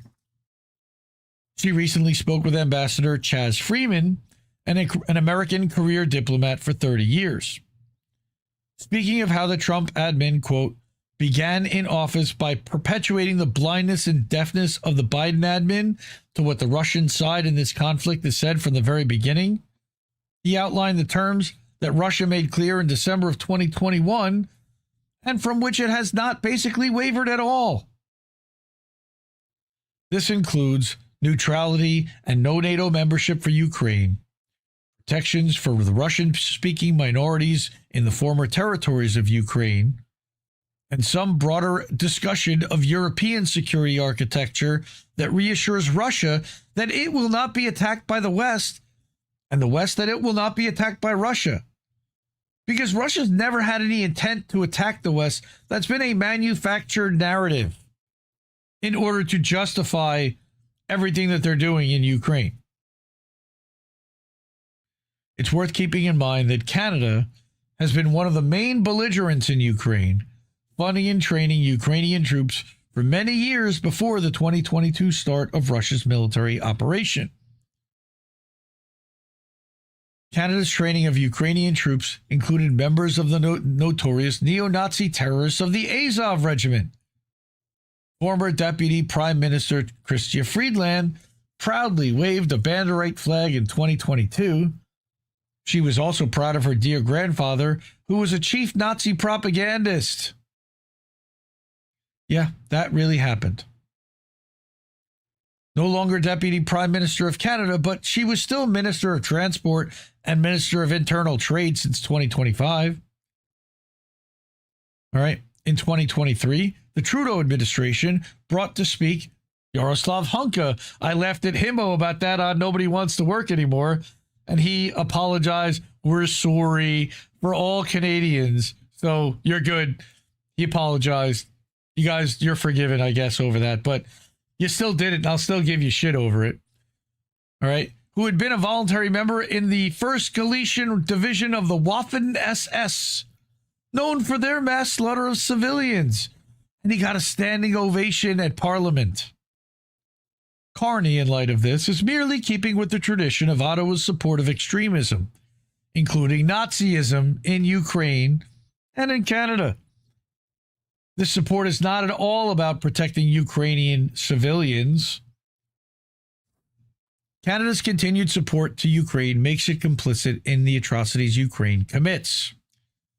Eva herself has documented just some of the Ukrainian war crimes in the Donbass in 2019 and heavily throughout 2022. And again, Eva is also an Indie Media Award honoree, First Class 2022. These include deliberately shelling civilian areas, including with heavy-duty NATO weapons, making NATO also complicit in war crimes, slaughtering civilians in their homes, in markets, in the streets, in buses, peppering Donbass civilian areas with internationally prohibited pedo mines. Okay? And they claim that it's Russia doing that, even though the stampings have shown that they're Ukrainian. And then deliberately targeting medics and other emergency service rescuers. Sound familiar? Sounds a lot like what Israel's doing with U.S. and U.K. support. Okay? Ukraine has also heavily shelled Belgorod and Kursk, targeting civilians, as well as sending drones into Russian cities, killing civilians and destroying infrastructure. Less detailed are Ukraine's crimes against civilians in areas under Ukrainian control. These crimes, including rape, torture, and point-blank assassination, come to light with the testimonies of terrorized civilians in regions liberated by Russia. All right, and we've seen the videos of people duct-taped bottomless to telephone poles and then whipped in the ass by people, by civilians, by Nazis. I remember seeing that vividly in early 2022. The social media fervor of the Ukrainian hashtags and flags has died down considerably since 2022.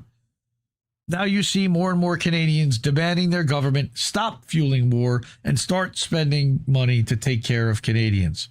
You know, a Ukrainian flag in their bio is the universally accepted symbol for you're about to read a ridiculously moronic tweet. Carney's campaign pledges, including easing the cost of living in Canada, yet he's taken no concrete actions to do so. It's all lip service.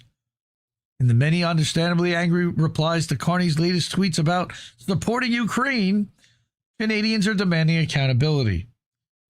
All right?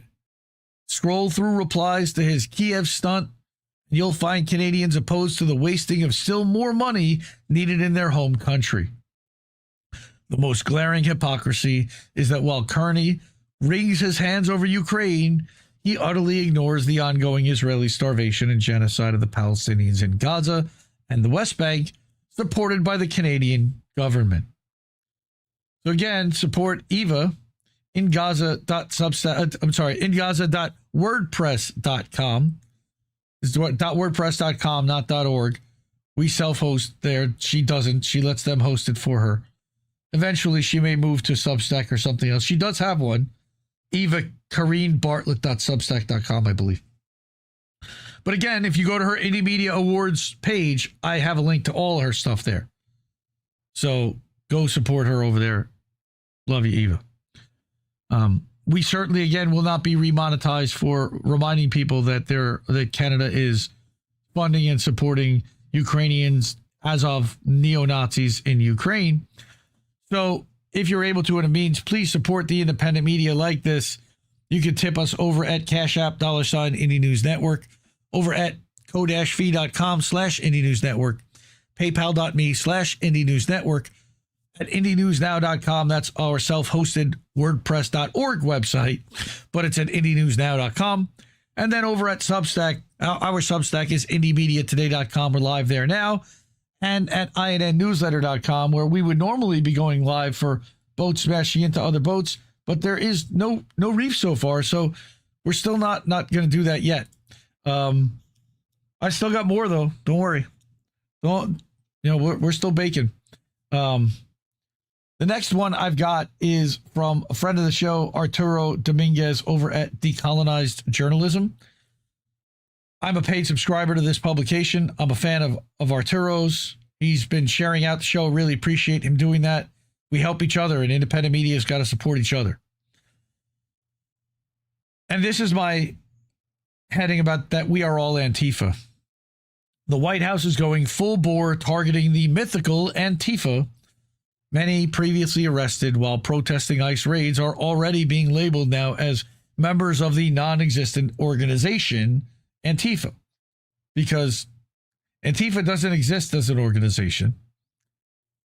In a recent report at the New Republic, which is a shitlib publication of record, Greg Sargent asked Steve Bannon if he thought Trump would use the Dallas shooting at an ICE facility as a pretext to target people speaking out against the federal agency. Bannon responded with, absolutely. Minutes after reading Sargent's report, Bannon would be proven right, as the DHS issued a press release titled, DHS is fighting back America against Antifa violence. This article highlights the dangers that people like me face when exposing propaganda and investigating federal agencies such as ICE and people in the administration. Arturo could use your support now more than ever, and there's a link there to get 30% off forever. The press release starts not just targeting the mythical group, but Antifa-aligned left-wing violent extremists, broadening the scope of their targeting to anyone who isn't silent about the atrocities being live-streamed online, meaning us, me. The language is so broad that everyone, including conservatives who speak out against the genocide in Gaza, can be labeled as Antifa-aligned in the future. That's their plan. Even speaking up against anything white nationalist Republican leaders say or do can be labeled as such at any given time. Welcome to 1984. Antifa-aligned domestic terrorists have nowhere to hide. DHS is upholding the rule of law, reads the first sentence in the press release. The Department of Homeland Security has arrested dozens of Antifa-aligned left-wing violent extremists who've attacked law enforcement, murdered innocent civilians, and launched a wave of violent riots throughout the United States. Really? Who are they? It took little time for the administration to label the mass shooting at the Dallas ICE facility as an Antifa-aligned attack, as noted by various statements from the White House and echoed by DHS spokesperson Tricia McLaughlin, formerly of Fox News, in the latest press release. Despite all evidence pointing to the shooter being a misanthropic nihilist, the White House is moving quickly before truth becomes a more well-known fact in the news media and online. McLaughlin took it a step further in her statement by attempting to associate migrants with Antifa. Antifa and other left-wing extremists, okay, I can't even read their statement. It's nonsense. All right. She says, if you lay a hand on our federal law enforcement officers, you'll be arrested and prosecuted to the fullest extent of the law and then used for slave labor. But Antifa and their friends haven't stopped us. Of course not. You guys have the full backing of the state and you're armed to the teeth with military equipment. They're not even slowing us down, despite the 1,000% increase in assaults against them. Why would that be? Our brave men and women in federal law enforcement are still on the ground. I wish they were on the ground, but they're standing still, fighting every single day to uphold the rule of law. No, they're not, and that's not their fucking job. And keep Americans safe from violent extremists and criminal aliens alike. That's not DHS's job. It should be noted that many of the cases of alleged assault proved to be incidental contact in crowded environments, leading to many of those charges being dropped. But why waste a good propaganda? The statement continued to try to associate the Dallas attack with leftist violence, continuing the propaganda from the White House, equating benign language with violence and ignoring the violent language that's become so prominent in right-wing circles. What statements like this signify is how far the admin is willing to go to manipulate narratives and create culture wars to distract from its failures and its Christian white nationalist takeover of the government, led by Pete Hegseth and the Department of War. All right. The press release highlights a handful of previous arrests related to attacks on ICE facilities this year and equates them with Antifa.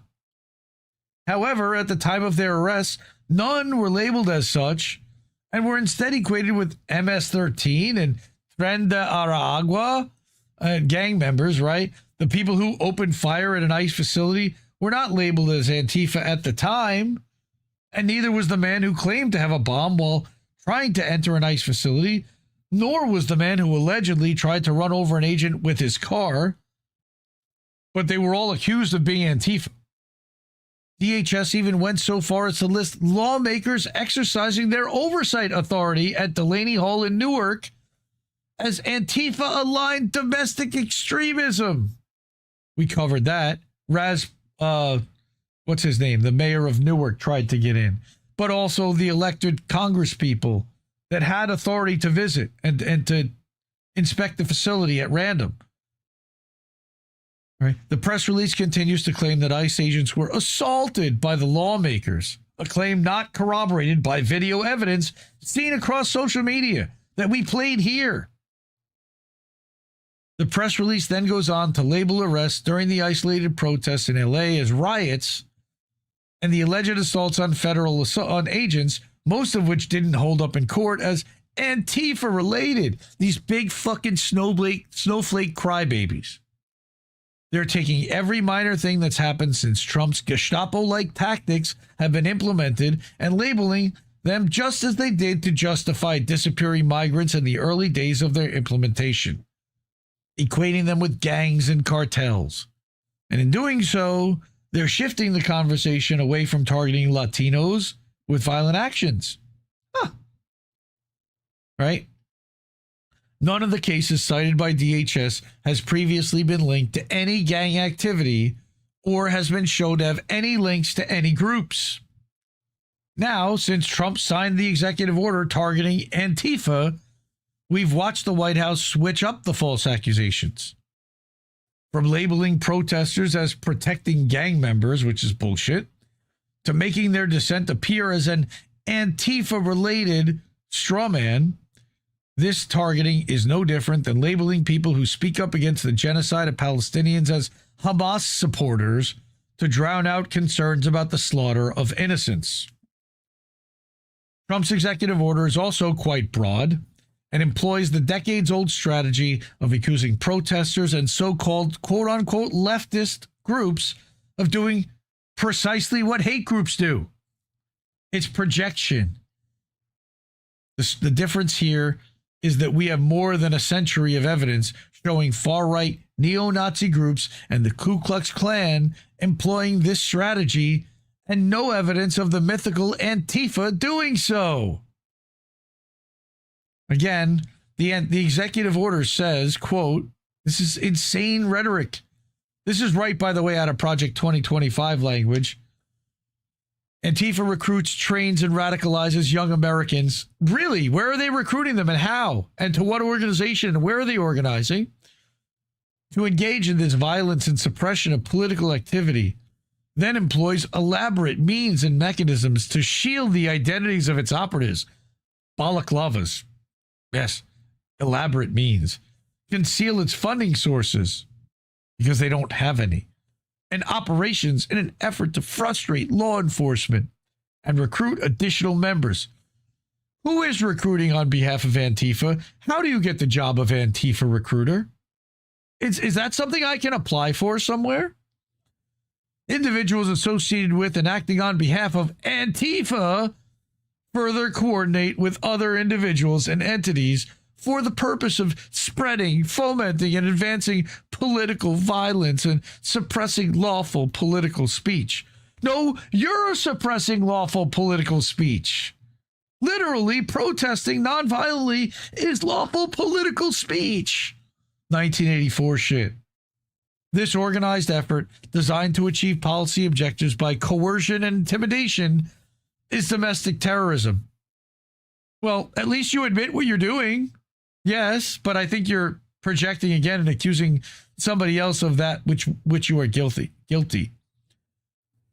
While conservatives and the far right and the Democrats celebrate this likely illegal order, No legal mechanism for Trump to designate any domestic group as a terrorist organization. Its broad warning can and likely will be weaponized against them. Any questions about how it will inevitably impact the political right should be directed at the presidential memo issued on Thursday, which highlights the extent of Trump's attack on free speech and the right to protest, equating them with terrorism. Protesting is now terrorism.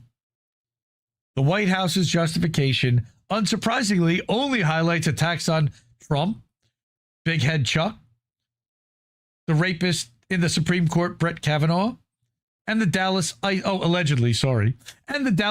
facility, which again was a libertarian misanthrope, a lone wolf, which was likely MK Ultra, allegedly, as is noted in the memo. It doesn't mention any of the attacks on others who don't fit their narrative. It also glosses over the attackers' motivations because they don't align and portrays each one as a leftist attack while ignoring the prevalence of far-right attackers and the school shooting that occurred the same day as Kirk's murder by an avowed neo-Nazi. Yeah, that happened. That happened in Colorado. In addition to broad categorizations and highlighting things that never happened, such as riots that left many people dead, the White House is authorizing federal agents to investigate individuals engaged in political violence, quote unquote. If you've been paying attention, the administration has been labeling benign speech that challenges its actions as hateful rhetoric. According to DHS, anything criticizing federal agents, the Trump administration, or his supporters is quote unquote hateful rhetoric. Like I said, we're all Antifa. DHS highlighted no hate speech in its press release last week. You know, I didn't get my paycheck from Antifa headquarters this week.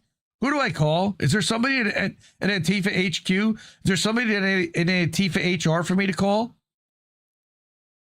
The targeting of speech, whether you agree with that person's views or not, should concern everyone in the United States. What the Trump admin is attempting to do is an escalation that on the attack of freedom of expression not seen in decades, if not longer. Yes and no. I think the Biden administration was doing just the same, if not worse, in a lot of cases. I agree to disagree with him on that one. Again, while both political sides can be blamed for these attacks, which we can, this is the slippery slope we warned about, and it behooves everyone to speak up and fight back. They can't silence us all. Yes, Kurt, Big Brother is calling. All right. Again, decolonized journalism, Arturo Dominguez at Extreme Arturo on Twitter. He'll probably be arrested just for his handle saying extreme. Okay. And like Jesse Jett's album, everybody who disagrees with you is an extremist. Remember that he wrote that based upon Corinne Jean-Pierre. So this is nothing new. This isn't a continuation and an escalation. And it's gross. And I again, continuing to stand up against it is all we can do. I'm worried that they're going to start arresting us all. And we're all going to need legal representation. I hope we know some good lawyers.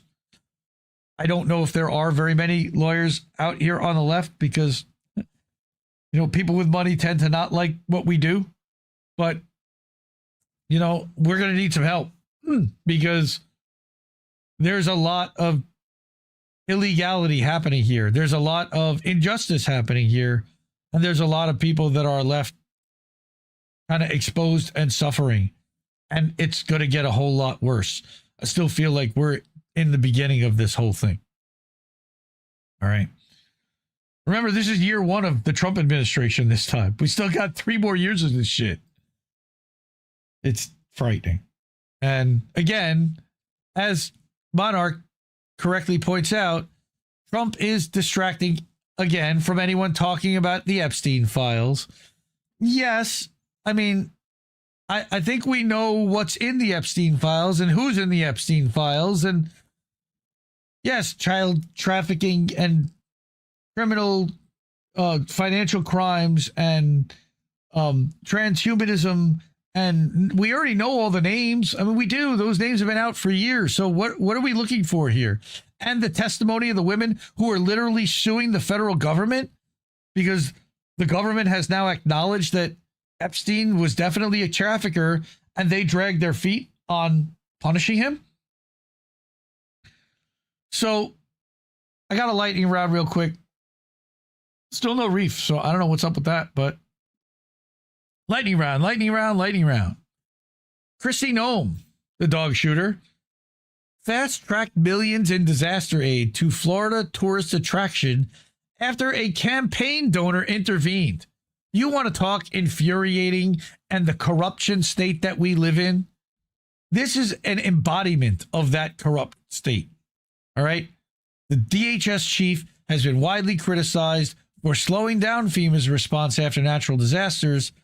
Texts and emails obtained by ProPublica point to an effective way to help get help faster. Have one of her big donors make the ask. Like, they've bottlenecked aid, her disaster relief aid, to thousands. But I can't get phone calls back, says the Republican senator from North Carolina. But a donor called, and because Kristi Noem now is required to personally sign off on any expense over $100,000, she's bottlenecking the entire process. But one of her donors, again, got more than $11 billion of federal money to rebuild a historic pier in Naples, Florida, after being contacted by a major financial supporter last month. How convenient. ProPublica won a Pulitzer Prize as an independent outlet for its investigative journalism last year. I also wanted to talk about a Truth Out article about our friend Luigi. And again, I feel like they're setting up for a mistrial to possibly let him go if at any point they decide that they no longer need him or he's inconvenient to their narrative or. They've also been trying to make him out to be Hannibal Lecter effectively. So this article lays out how the DOJ appears to have violated his right to a fair trial because you have the White House press secretary speaking out against him. It appears that multiple employees of the Justice Department may have violated Local Criminal Rule 23.1 and a judge's order of April 25th, specifically identifying the strictures of this rule. It stipulates that non-lawyer personnel employed by a lawyer's office or subject to a lawyer's supervision in a criminal case has a duty not to release an opinion that a reasonable person would expect to be disseminated by means of public communication, meaning no press conferences. All right. This includes any opinion as to the guilt or innocence of the accused. With the statements referenced in the letter from Luigi's legal team by two high-ranking staff members of the Department of Justice, including within the Office of the Attorney General, appear to be in direct violation of this rule and the court's April 25th order. So they're likely going to have to let him go in some way case. They'll lose some of their cases. On September 19th, the deputy director of the Department of Justice Office of Public Affairs reposted a clip of President Donald Trump saying that Mangione shot someone in the back as clear as you're looking at me, except that it wasn't him. He shot him right in the middle of the back, instantly dead. Prove it was him. You can't. You have a confession? You don't. The DOJ staffer wrote, POTUS is absolutely right. No, he's not. The chief of staff and associate deputy attorney general retweeted the same post. Oh, conveniently, that original post was later deleted because somebody in the White House counsel probably told him that he might have just caused Luigi to have to be set free. Future violations may result in sanctions, including relief specific to the prosecution of this matter. Relief, meaning relieved of having to try it.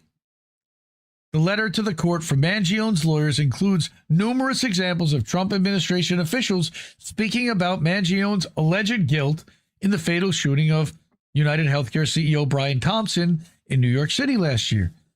Luigi, again, has pleaded not guilty to all charges. They do not have him on tape.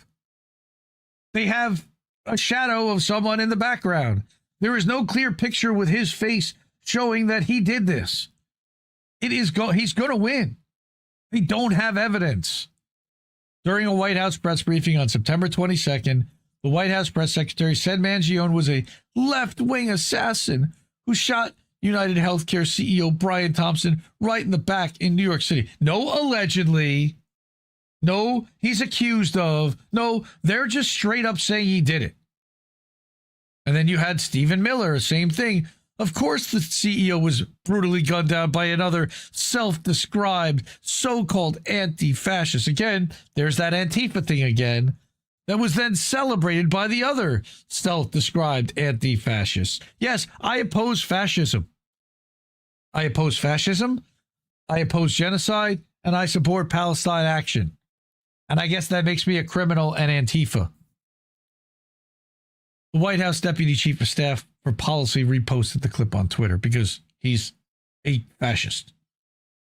Mangione's attorneys wrote that the government knows this statement to be false.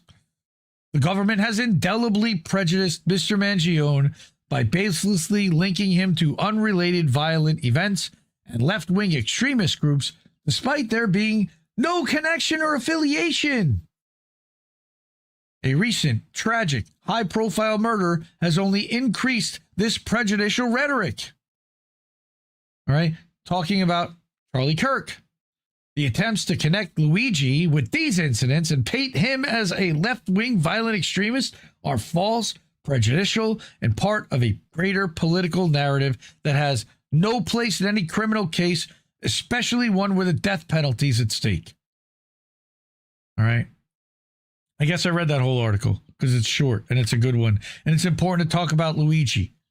Free that man. He did not do it. Not guilty. Prove it. And let him go. Why is he not out on bail?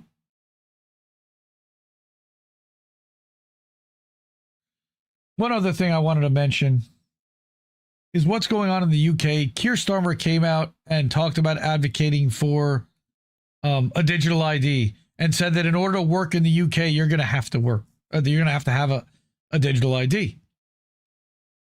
My friend Michael Ginsberg over at Actionable Truth and Actions over on Substack Notes wrote, and he predicted how this plays out. Here's what people in the UK need to understand at this point, that the Starmer junta will escalate the rhetoric around digital ID very aggressively and very quickly for two objectives. One, they actually want to unite all Brits against the current government and self-destruct any electoral prospects that they may have. And two, position the future Reform and Advance UK coalition government, okay, with their sidekick Restore Britain, as saviors, as all of them will come out very strongly in opposition to the digital Brit card. I'm guessing people like Nigel Farage. I could be wrong, but there will be people that oppose it. This same technique has exactly been used in the U.S., with Biden being unelectable and Harris even more so, coupled with Trump promising to kill the woke. Here's what's going to happen after the Reform or Advance UK government takes office. That's probably going to happen after Starmer is no longer prime minister. They're going to say that they're going to have to get tough on immigration and illegals, and thus have no choice but to introduce their own digital ID. Whether it's called Brit card or not is irrelevant. They're going to get Stephen Yaxley Lennon under his stage name of Tommy Robinson. Remember, he's an actor. To stoke fears of a white genocide and fracture British society even further around racial and religious lines. We're a white Christian nation, white man fight back, etc., with more racial riots, pogroms, and other chaos.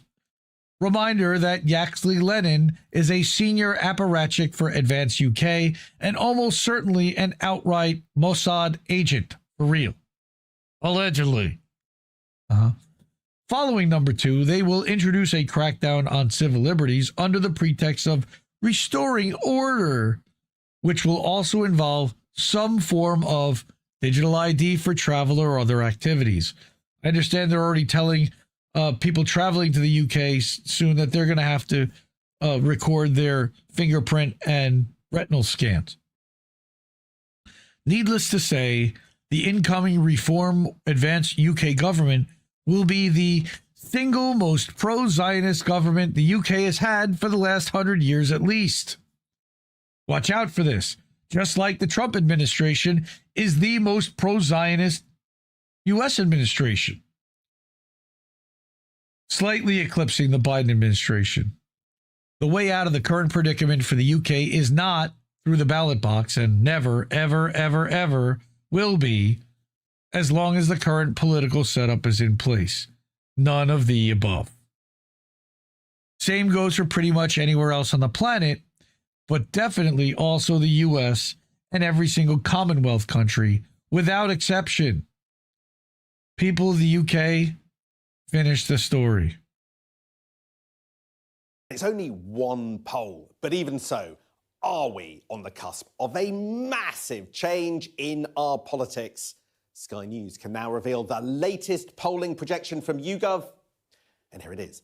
It puts Reform UK on course to be the next government, and Nigel Farage, of course, to be the next Prime Minister. Reform UK, the largest party in a hung parliament, almost impossible to stop, going into number 10 with the results that you're just about to see. Right, first I want to take you back to last July's general election to see just how much things have changed in a matter of months. You could barely see any light blue, that's Reform UK's colour. Labour, well, they're really dominant. Tories still very visible in their dark blue. Now, I'm going to walk over here so you can see just how it's changed.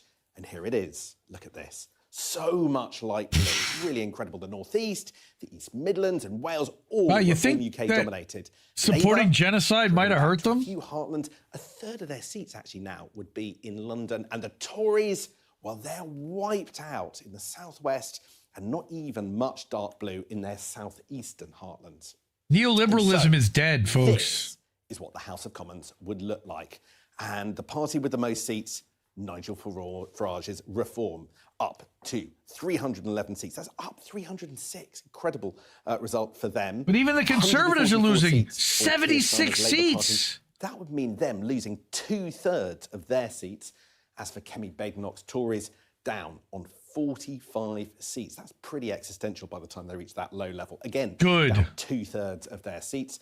The Greens under the new That's leaders, like just, but Farage in Reform is no better. Up 6 on 78, and the SNP will then. Oh my God! Look at all these parties. Up 28. Not like it matters. They're all pro-Israel. Now, it's a hung parliament. So I want you to have a look at the formal winning line. That's here. It's 326 seats.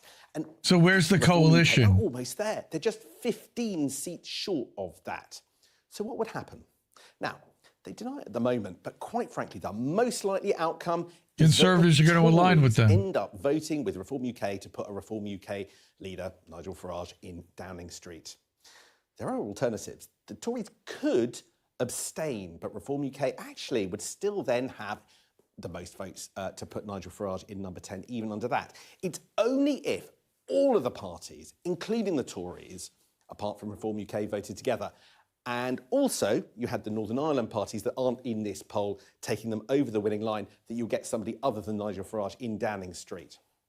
But interesting. Can you really see the Tories doing that en masse? It's hard to see. No. Right. Now, look at who gets whacked under this poll. Here we've got the Labour faces.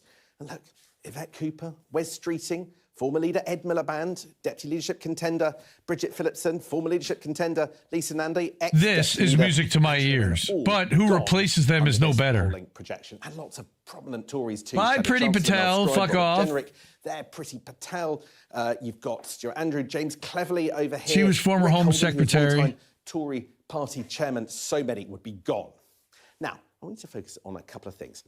Here is Reform's 311 seats. But where have they all come from?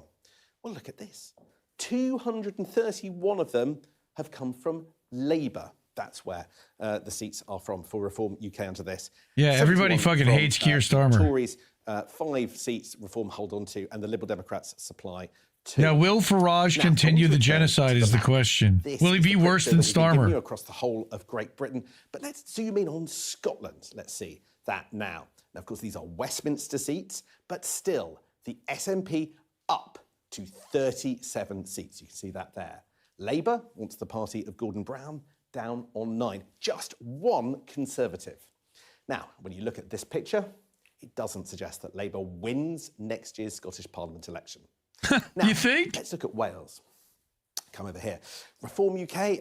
Well, this is interesting. Well, I don't really. All the light blue. They're on 23 seats. Pay attention to. 6, again, this is corporate media. 3. Again, Keep in mind. Parliament, but it looks as if Labour could be on course to lose next May's Senedd election for the first time as well.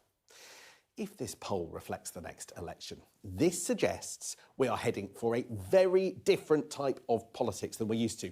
The established parties will now try and stop all of this from coming true. Austerity measures are going to continue. Massive ramp up of military would be my guess.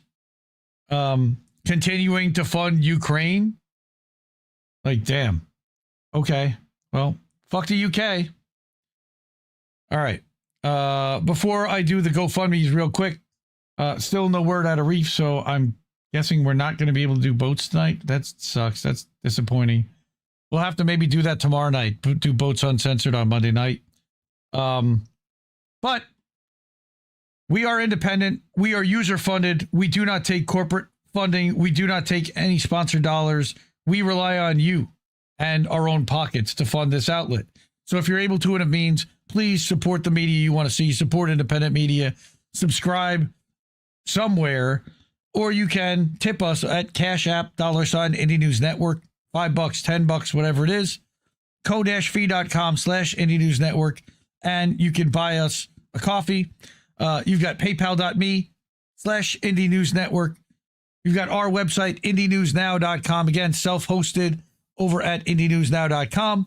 And then we've got indiemediatoday.com, where we have been live this entire time. And INNnewsletter.com, where we publish a weekly update for the network, and several podcasts go out, and occasionally an original article. Reef was actually talking about writing an article. He's been doing research on a person that he thinks is CIA affiliated, potentially Intel connected, that may be involved in some untoward behavior, but it's all smoke and no smoking gun yet. So it's laying out all of this evidence and saying, well, what do you think? What do you think this all is?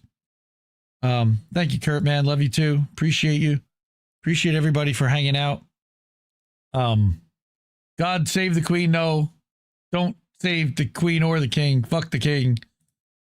Fuck the crown. Thank you, Vicky. I appreciate all the support from everybody. Vicky's on our wall of fame. All right. There's a lot of people in chat on our wall of fame. All right. Pav is paying a kid to do it for him. I don't know what to roll. I think Pav rolls his own joints. I don't know what that's all about. Pav's over on Rumble, and he hangs out over at AM Wake Up on 5 days a week. We co-stream AM Wake Up, amwakeupshow.substack.com, and also at Telegram. You can hang out with the group. They do a lot of live Telegram calls, which are basically like big Zoom calls where everyone can share a screen and hang out. Great crowd of people really over there at Steve's chat and at AM Wake Up in the Telegram group. So real quick before I get out of here, fuck cancer. Our friend Shanda, we know her, we love her, co-host and creator of Beauty and the Boomer After Dark Trailer Park Pundit. She is going through her second round of cancer. She's raised over $4,800. She's got a $10,000 goal. Thank you to everyone who has already helped and stepped up. She's been diagnosed with small cell lung cancer. It recently came back. She's a mother of 3, grandmother of 3. All right. She posted, 10 days ago, that she finished 10 rounds of radiation on the legs and ribs. She thinks it helped. She got her certificate. She's been laying, and tired and in a lot of pain. You know, she's losing her hair again. She'll go for 3 days every 21 until December 11th. I know that she's planning on doing another Beauty and the Boomer soon. I know they're planning on a Halloween show, for example. That's what she says here. Oz and I plan on a big Halloween show, so she's got goals. All right, thanks for all the donations. It's a huge help to know that she can start another round.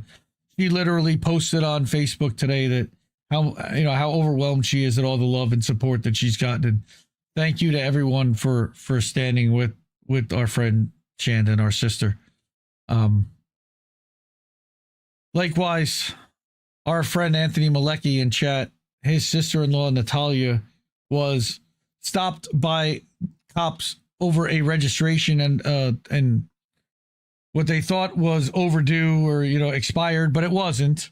They still arrested her on a violation and have her held in an ICE facility and have had her held for months.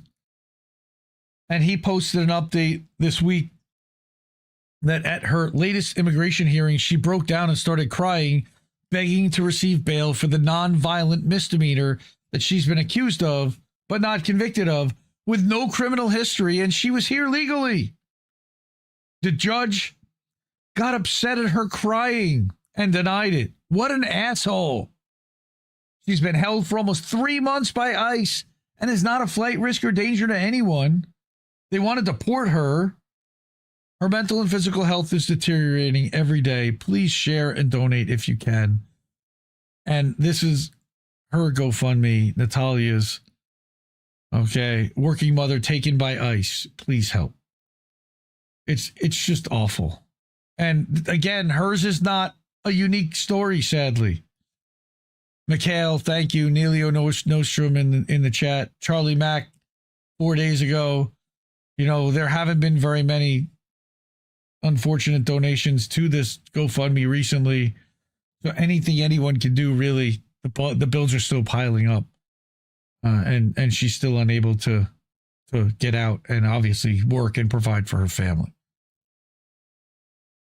Like I said, we've been live over at IndieNewsNow.com. If you go over to the Watch Live section, you would be able to see that.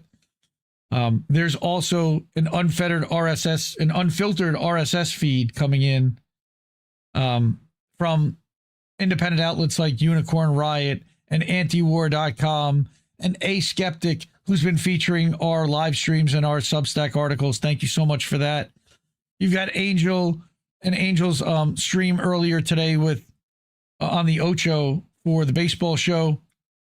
All right, the playoff preview. Antiwar.com, like I said. There's Rumble videos from T-Lav and AM Wake Up and who's these guys? The Duran. There's stuff from them here. Spear Post and Left Voice.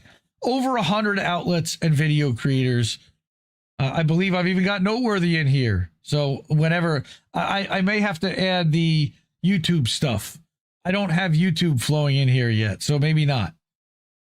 All right, but I'm working on making this better and including more content regularly. Greg Reese at the Reese Report. Shout out to Harps and Mob Rules, Harps and Tom. Harps is our resident cunt friend. We almost made it 2 episodes in a row without saying cunt, but we just did. All right. Honest Broker, Ted. All right. So that's some of the people that you can see over at IndieNewsNow.com. Again, IndieNewsNow.com. Totally free, ad-free, curated by me, but still it's just a fire hose of content from all the different publications that I support and think are worthy of being read. Also, again, there's the Keep the News Free section where you can support with a one-time Stripe payout, either by credit card, Google Pay, Apple Pay, etc., Cash App, or you can go to our merch store. And our merch store has a bunch of killer items like INN t-shirts, beanies, the Indy with the red tie. Again, I got to get the green tie Indy. I know a lot of people like the green tie. So I got to get a green tie t-shirt going. But yeah, pick up a t-shirt. Rock the INN and tell people about INN that way. So, man, this is the first that I've had to fly solo all night without Reef like this. that I can remember in a while. So thanks for sticking with me and for bearing with me ranting solo tonight, and no and very few sound bits. I know that a lot of people like Reef and his sound bits over there. Who are these people? Yeah, I don't know, but the best people are hanging out here. So if you're able to, before we head out, support independent media, support these people. These people already did. Cash App, $ Indie News Network, ko-fi.com/Indie News Network. You got paypal.me/Indie News Network, and do that as friends and family so we don't get hit with a fee.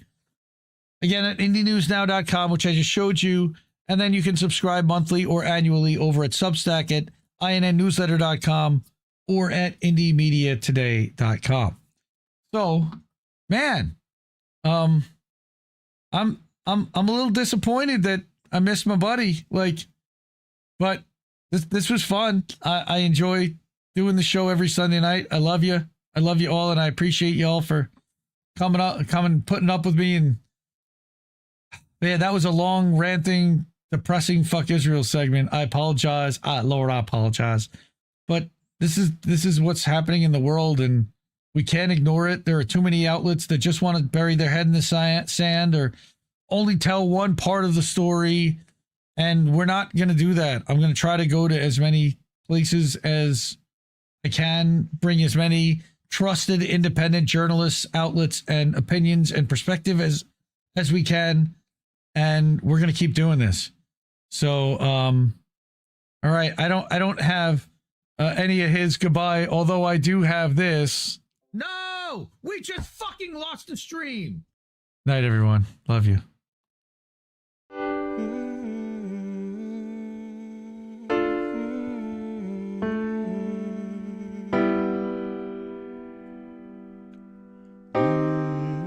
I think I liked it better being blind, when I couldn't read between the lines, and when I couldn't see the cracks in the structure that lay bare before me the whole time. I think I liked it better back when I suspended disbelief and swallowed pride. I thought I knew the difference in the red from the blue, but they both bleed us so dry. They both bleed us so dry. My favorite songs don't hit the same way. I get to the end of a 4-minute track and I'm only looking back thinking, what did they actually say? I guess this isn't such an awful place. Is that what you want